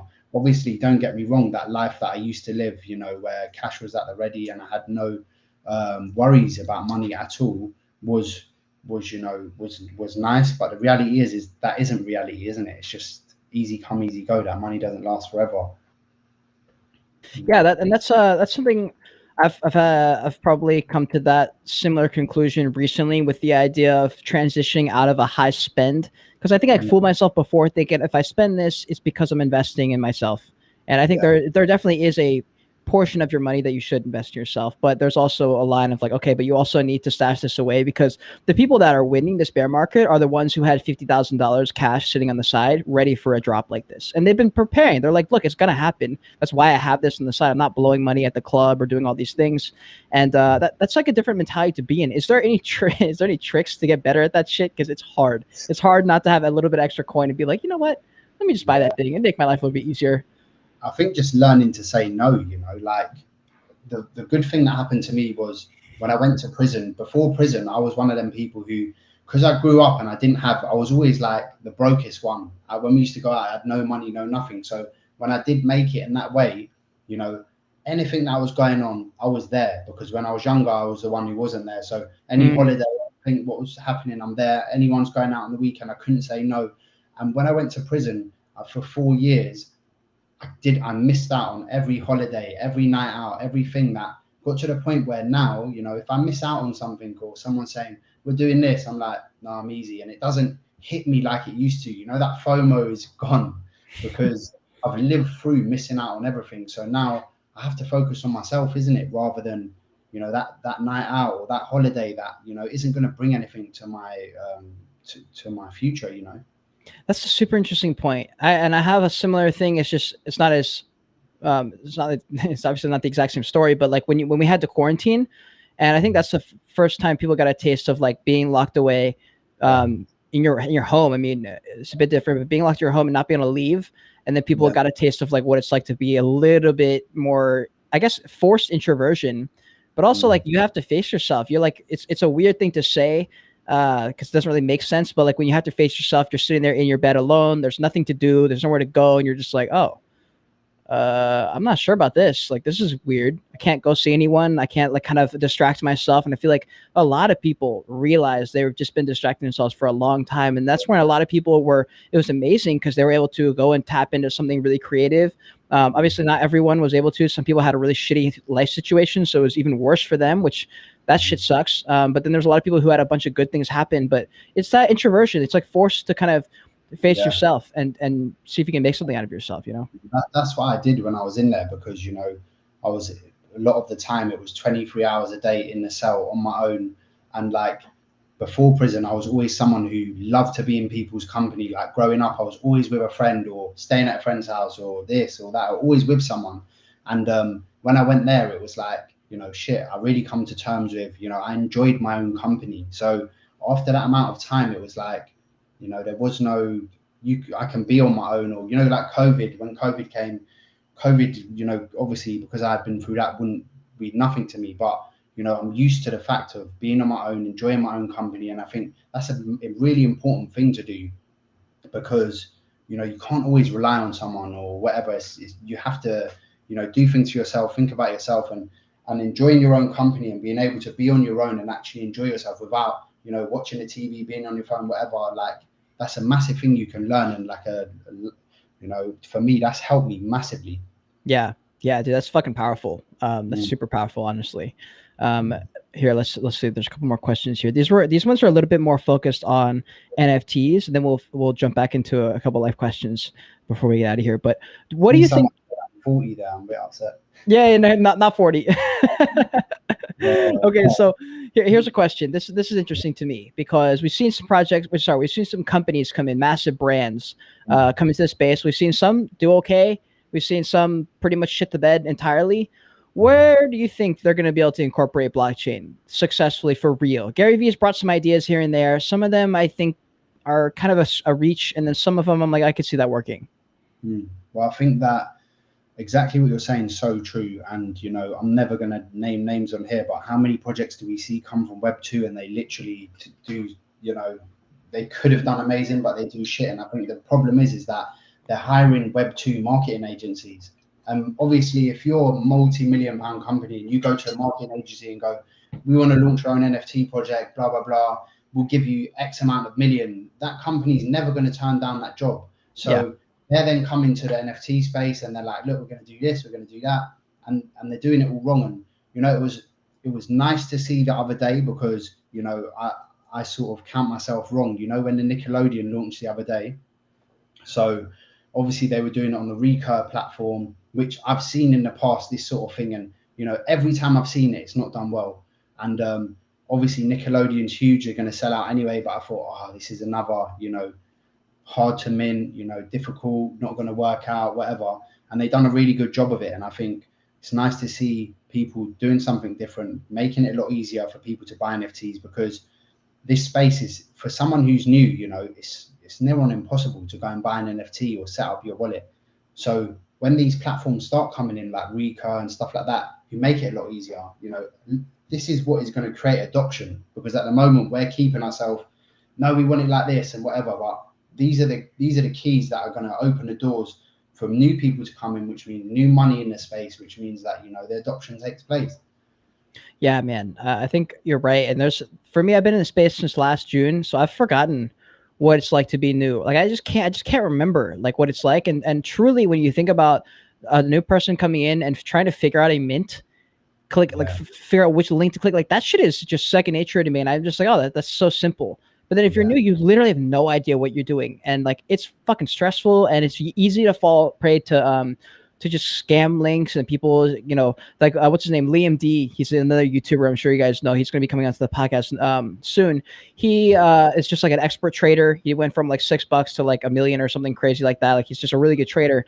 And he was talking about how when he first bought, I think one of his first NFTs was an NFT World, the Minecraft one that kind of like shit the bed recently because of all that stuff. And he was like, yeah, I had like a super rare one. I didn't know what I was doing. The floor kind of didn't do as well as I thought. I realized I paid more than I thought. I paid a lot of gas. So this guy was like he's basically parading as like, I'm going to help you. And then in the end, basically was like, yeah, just list it for this much money. I'm sure someone will buy it. And it was super rare. He bought it for like nothing, basically scammed him. Essentially, he didn't know until honestly, like a few months later, he told Tom this story. And Tom goes, you were like, that guy bought it from you, right? And he was like, oh shit. Yeah, you know what? I think I actually saw that. Video. Yeah, dude, I was like, oh my God, fuck. This is how it is, dude. Like I've definitely done that before. Cause in the DM, someone comes to you and they seem really chill. You're like, oh, it's a normal person trying to help me out, no problem. But it is that's a really interesting story. Yeah, you need to be careful. It's like honestly, it's like the Wild West, and eventually adoption will take place. And I know people like to hide their identity in Web3, and that's the way things are done. They're decentralized, but really, when we're decentralized, but we can see a lot more here than we can see in Web2, because in Web2, I can't go into your bank account and look at what you spent yesterday, what you bought last night. So as much as it is decentralized, there's a lot of transparency in this space, isn't it? Really. 100%, dude. Yeah, it's a wild thing. When you get someone's, if you ever look through someone's wallet, you feel like you're, I don't know, burgling their house or looking through like their software or something. That is funny. Yeah, it is weird to see, because you're like, why does this person hold all these NFTs? Like, or there's someone that you really respect, and you look at your NFTs, you're like, wow, there's some shit NFTs that you got here. What are you doing, fam?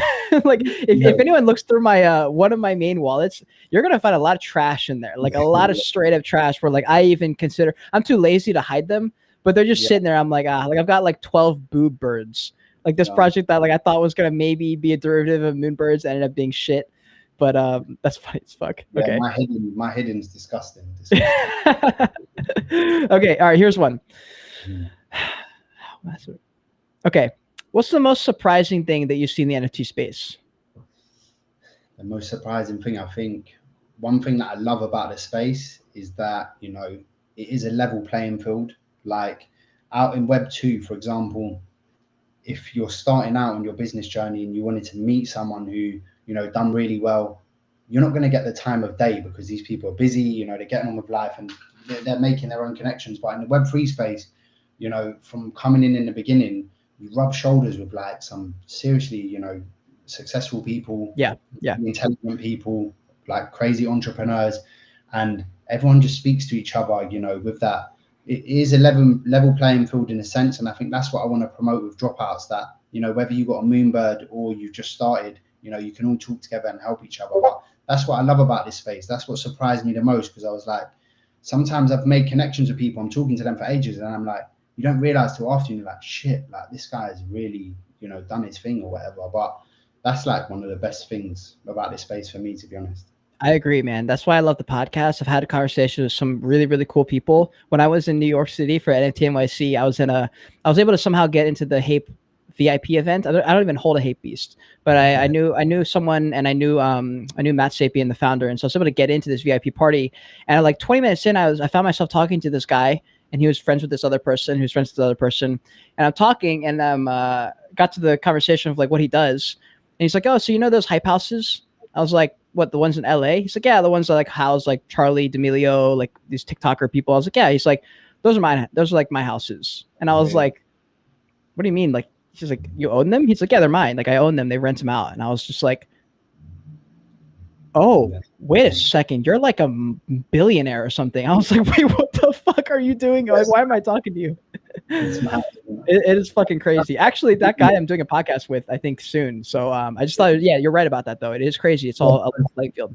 There's so many opportunities in this space. Like in Web2, people don't, everyone wants to help each other. Well, they make it out that way. In Web2, everyone's doing their own thing and nobody, really wants to help you. But in Web3, there's a lot of opportunities in here. And, as much as I have my co-founders who have a lot of followers and stuff, it was my own doing to put that operation together to be able to first make gains and to second to build a project. So like you need to just find your niche or your angle, because if you want to make money in this space, if you go and grind in the Discord, you're doing what everyone else does. You need to find your sort of angle, how to get around this space. But there is people who will help you, and it's nice people. Even with the agency, some of the services we offer, it's not directly through us. It's through good people that I've met, I've made connections with. And like I consider these people friends, sometimes even more friends than my people on the outside, because you in Web3 for some reason you get that real, like you relate to each other, you both have the same wavelength. And the reason we're in this space is because we want more out of life. Like if we wanted to live a normal life, we'll be in Web2, we get a job, and that'll be it. Whereas we're in this space because, you know, we're bullish on the space and we want to, you know, achieve big things here, don't we? Dude, yeah, hell yeah. 100%. Yeah, there's a level of intimate, almost like intimacy that you get with certain relationships that you don't normally get just from like a typical business transaction. Okay, here's a couple of good ones. Where would you like to retire, like physically? Do you have a place on earth that you want to be? I think that, you know, but I'm half Italian, half Scottish. So for me, like if I can retire in Italy and relax, and you know that'll be me done, then I'll be happy. But I definitely want to do a bit of traveling because I went away. You know, I went away at 22. I came out at 27, and obviously I wasn't allowed to leave the country for how long because that's how it is here. So like I've still got a lot more traveling to do. I've got a lot more life to live. But I'd love to see the world. But to settle down and to retire, I think Italy would be for me. That'd be fucking cool. Yeah. Where have you been, by the way? You know what? I haven't been away for the last, I think it's been 7 years now. God damn, dude, that is fucking crazy. Crazy. Wow. But, okay. Go on. I was just saying, where's your next destination? Where do you want to go first? Well, I think if I'm allowed away from April, so that's my, you know, my cutoff point, and I think I'm gonna book Bali. I think and just go out there sometime, something like that. And then, you know, I want to work remotely. So like with my businesses, like I've said, I've built them to a stage where they run themselves. So initially I'm going to go away, see if they can run without me being there. And then with the end goal of, you know, being able to work anywhere in the world. And if I can do that in Web3, that's what my plan is, to work in Web3 from wherever I am. And then, you know, if I wanted to come and check you, I could come and, you know, stay there for 6 weeks, whatever. And that's, you know, that's the life I would love to live. Yeah, dude, that's definitely the dream for me as well. I'm still, I mean, I 100% could live anywhere because all my stuff is through YouTube. So I definitely could. Like, there's nothing in Seattle right now that's like helping me be like do my thing. Like, I could be in Mexico or something doing the same thing. So that is gonna be really cool for you. So fucking good luck to you on that shit. And then, all right. So a couple of fire offs. What's your favorite color? Blue. Why? Everyone's fucking favorite color. I swear, every dude's favorite color is blue. What a mad question. All right, favorite number. Favorite number. I'd say 9. 9's 9. Like, I play football. 9 I would wear, so that would be. So you're a striker. Striker on the wing. I play as well. You know. Damn. Okay.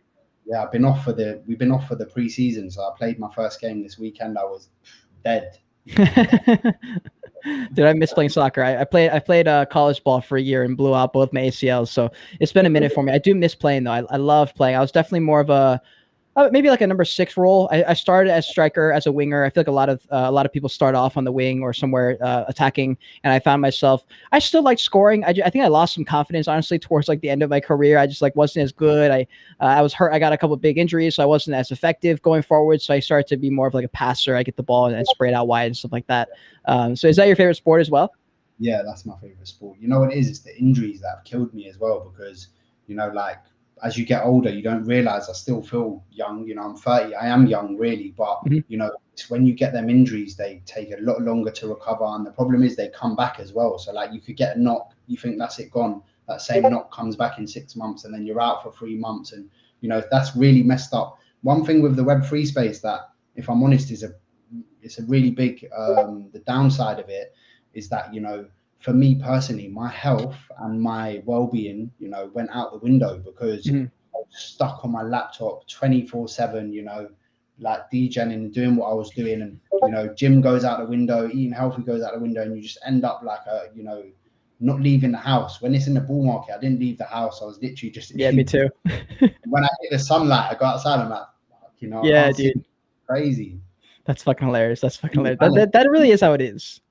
Yeah, it is. It's crazy. You need a balance, isn't it? That's the thing. So even now in the bear market, like, I'm building, which is good, but I'm just about getting back into a routine of, you know, having my own time to be able to spend with my family, you know, my girlfriend, and, you know, even myself, and, you know, my personal well-being, because in this space you get sucked in, and, you know, like 1 week feels like 1 month, and 1 month feels like 1 year, isn't it? Time goes so.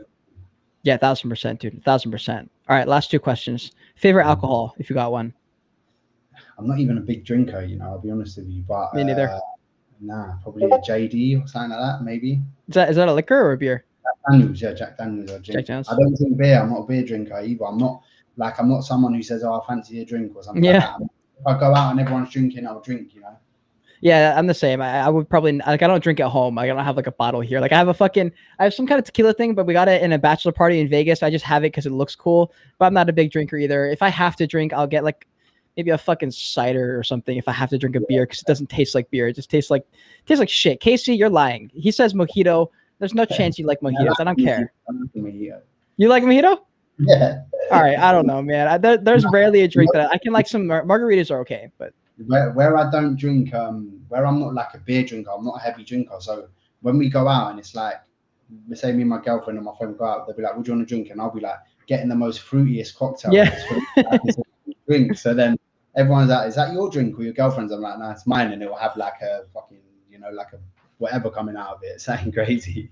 Dude, one of the biggest mistakes I ever made in high school was telling my soccer team that I liked strawberries. It was the worst decision of my entire life. I had for 2 seasons, I was called Strawberita. That was my nickname. It was the worst decision. I can't even tell you. The second the word left my mouth, I was like, oh no. What have I done?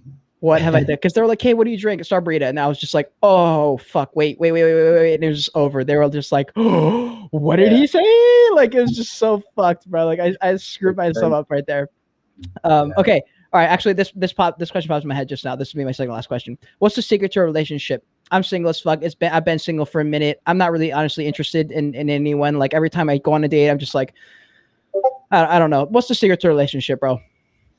I think just being with someone that you can enjoy their company, whether that be at home chilling or, at your most stressed times, and also going out with as well, like there's a lot of people who, you can spend your day to day and get in a routine with your girlfriend, and just because you're in the routine, you stay in it, but you should be able to actually go out and enjoy yourself. So like me and my girlfriend, we could go out for the weekend and have like great time, whether it's just me and her, or there's a group of us, or, stuff like that. And also, someone who believes in you is massive, because when I'm with someone, I need someone who's going to believe in me 100%, because when I say I'm going to do something, like, it might sound super ambitious to some people, and you might be with someone, they'll be like, no, you're crazy, like you're not going to be able to do that. But I want to be with someone who, when I tell them that, they believe me and they're like, yeah, you're going to do this, and they sort of support you, and no matter what you say, it's not unachievable. That's what means a lot to me, really. Do you think does opposites attract, or in your experience has it been like that's not the case? It's like they need to have stuff in common with you to talk about. I don't know. I think when isn't it? I think when you have that connection and you relate to each other in that way, then I think a lot of people can just go with someone for like, what that brings, or what that person, have they got money or have they got this? And I think that's the wrong reason. When you get with someone, you be with someone, is because, you need to have that real connection with them. You love them, you love everything about them. Don't get me wrong. No relationship is perfect. Like my relationship is not perfect, and nobody's is, because, you have ups and downs, but it's whether you can get through that and be a bigger person and say, let's move forward from this. And that's how it is, isn't it? Hell yeah, man. I wanted to bring everyone the alpha for NFTs, but also the relationship shit. We all struggling with that. And it's the final question. I know people are wondering this. Paul says Kate the single. Tell me about the tattoos. I've never seen anyone pull off a neck tattoo as well as that, dude. That shit looks fucking good. Yeah, it's crazy. How far does it go? Goes, I've got all my chest. This is all like geometric stuff. Wow. Fuck. Have you taken that reminds me of like a psychedelic style of art almost. Yeah, I don't mind a psychedelic now and then. I love it, dude. Fucking love it. What's your favorite one? You got one? I don't know. You know what? For me, I do like DMT, but hold on. You like DMT as in like you just casually take I've taken DMT once, and that shit was crazy, and I maybe could do that once or twice again. But for me, like you can get a vape pen with DMT in, so like it's not for me like a party thing where I'll go out and be like, let's smoke DMT. Yeah. I'll set the scene, like music, like meditate, smoke the DMT pen, because with a vape pen, it's not as intense, like how you must have smoked it. You smoke it and you're gone, whereas with the vape pen, I blew up. You go and it's like, it's a 5-minute thing. You can come in and out of it. It's a lot more, it's a lot more manageable than doing something like that. But Also, mushrooms are good, you know, like mushrooms are cool as well. Love them. Love the mushrooms. That's crazy, bro. About the DMT pens, I've heard of those, but the only experience I've ever had was with a Jeeb, and I died literally. Like that thing just, I don't even know what happened. It was fucking ridiculous. Yeah, you should try the vape pen. They are good because you can, like I said, you know, it's not so intense. You can have 1-2 puffs, see how you feel. If you want to do more, you do more. If you don't, you don't.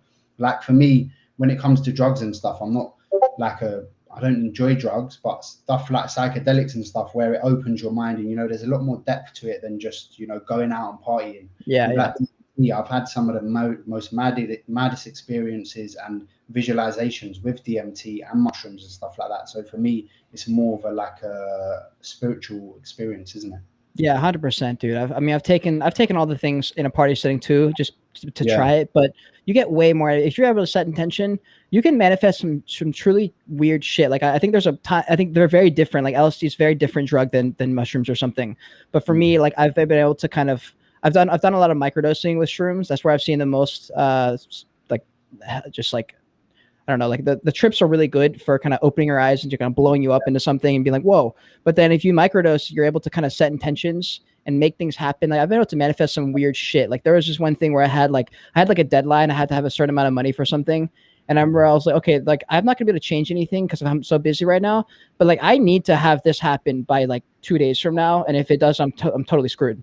And I like manifested. I was thinking about it. I'd taken mushrooms. I was like combining journaling and all this stuff. And it fucking happened. I swear to God, dude, like the psychedelics, I don't know what kind of tie they have to this universe, but it's some trippy shit, dude. Yeah, it's crazy. I mean, it's natural, isn't it? It's from the ground. I'm not saying that everyone should go and take mushrooms, but, you know, there is a lot you can take from it, because even me, when I was in jail, I became a lot more spiritual. I started meditating, you know, I started like really getting into the positivity side of things and The Secret, and that was the opening for me. And then, you know, that stuff has always intrigued me, and manifesting the stuff is real. It works, you know, like, don't get me wrong.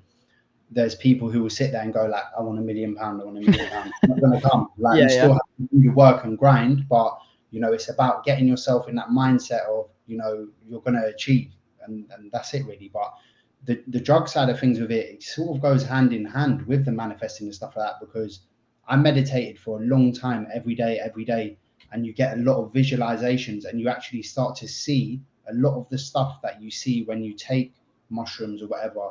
And the reason being is because you can train your mind to get there. That's what monks do. They meditate for years and years until they find nirvana. But these guys don't need to take DMT because they open their third eye through meditation. We just are lazy to do that, and we would rather smoke a vape pen. Yeah, you know, that's the difference. that's huge facts right there. I remember thinking about that because after you do DMT, obviously you're like, whoa, what just happened? And so I remember I did research, and I was like, can that happen without the drug? Because that'd be sick. That would be really, really interesting. And I've heard of the pens. I'm sure it's illegal as fuck where I'm at, so I don't know how I would get one, but the DMT pens are very, very interesting. I've thought about doing the meditation thing, and meditation is really hard to stick to. I've gone through phases, like when I was living in the car, same thing. Like, you know, you're alone so much that you're going to try meditation or something like that. And I was able to kind of I've been able to figure out and pull lessons from the meditations that I think you have to go through to actually get those lessons. But there's also certain things about it that you have to actually do the meditation every day to get some of the benefits. Like some of them only come from doing it every day, which is difficult to do unless you're able to prioritize that. Like, is that something you're still practicing every day? Not now, but, you know, I do regret that I don't, because when I was meditating every day, like, I was in the best, you know, mentally best form of my life. So it's just that we need to find the time in our day to do that, because it's honestly calms the mind. Like, I'm so focused and my head's so clear. And I know a good way to start is, like, have you ever tried lucid dreaming? I've tried so hard. I'm just too lazy when I get close to sleeping, and that's when you have to like prioritize and incentivize, and you have to get up. And I've heard the dream journals and stuff. I'm too lazy with it. Lucid dreaming, like, I've had some maddest experiences on it, and the more and more I practice it, the more and more you get better at it. But, you know, we're busy, we're living our lives, so these things, meditation and lucid dreaming, you know, like you, when I get to bed some nights, I'm like, fuck this, I'm closing my eyes. Yeah. Or you just hop on Twitter and you're like, oh, this is funny, and like you just get entertained by some stupid YouTube video.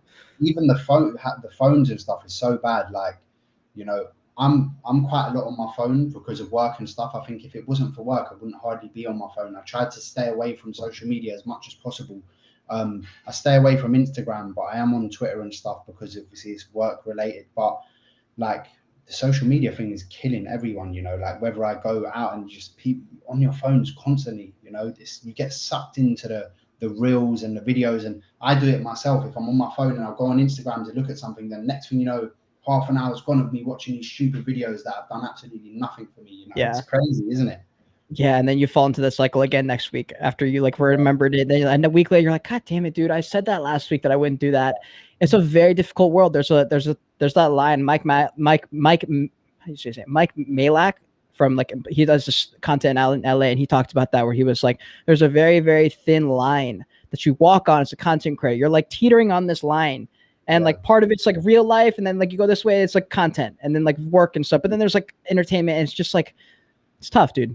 Because my girlfriend, she does social media management, so she manages other businesses' social media, and she does the same thing. You know, she's working, she'll be there doing her work, and then because she's working on Instagram, she'll be, you know, it'll be like the morning, and I'm like, what are you doing? She's like, I'm just watching reels, and I'm like, you know, so quickly to get distracted because it's there, especially if you work on your phone or like we do. You know, I work on my phone, I work on the laptop, so it is easy to get distracted. But I try to, you know, I logged out of my Instagram for a long time on my phone, and I just used it on the laptop, and that helped me a lot because, you know, I couldn't physically look at it.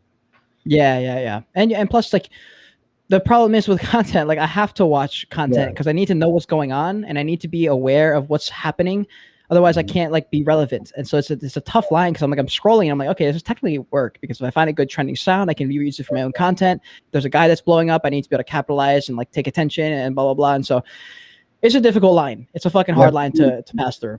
For you, it'll be a lot harder than me, you know, because like with my business, like my girlfriend runs my business's social media. With my own personal, I don't pump out content like you, like that's your thing. So for you, you know, you're on the same page as my girlfriend is, but it is a slippery slope, isn't it?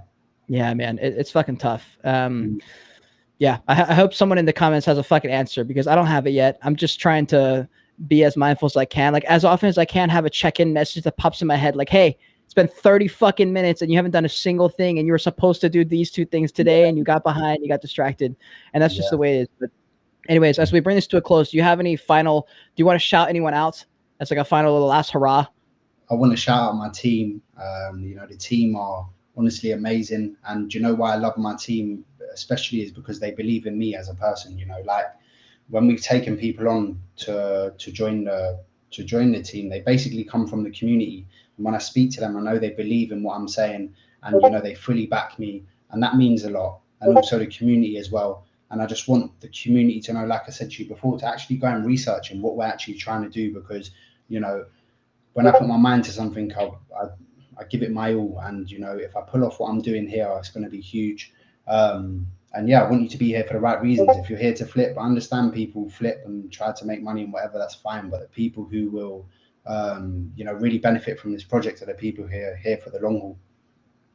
100%, dude. Hell yeah. Shout out to all the people. Shout out to, and the code word, if you made it to the very end, I know there's some people in here who have been here since the very beginning. So we appreciate all you guys being here. The code word is going to be in Dario, we trust. Because I've been saying that in the chat a few times. I thought it'd be funny. So I want to see that spam the chat. If this is not your first episode of the Joyage Kingdom podcast, I want to see OG spam the chat. You guys already know. Make sure you guys just smash that like button. Also, if you're watching this live with us, or if you're watching this and it's not live and this has been posted for a while, smash that like button for me. Subscribe to the channel. I have all his stuff and the Dropout stuff in the description below if you want to check him out. And to you, sir, I say thank you very much for coming on. I learned a lot. Yeah, honestly, and since I met you, you know, the very first day when we spoke, you was so genuine, nice, polite, like, and very helpful as well. Because, you know, I've been trading in the space, but I didn't ever have a project. And, you know, just speaking to you, give me a lot of advice, and you're just a genuinely nice guy. So it's lovely to be here. Thank you. Hell yeah, man. Well, I appreciate you. I'm glad we met. I'm glad we're friends. I'm really excited to see where the project goes. And guys, thanks for being here. Until next time, continue on your Joyage, continue to learn, and be great if you're alive watching this video. Bye. Take it easy. All right, and then 3, 2. Oh, wait. Did it go?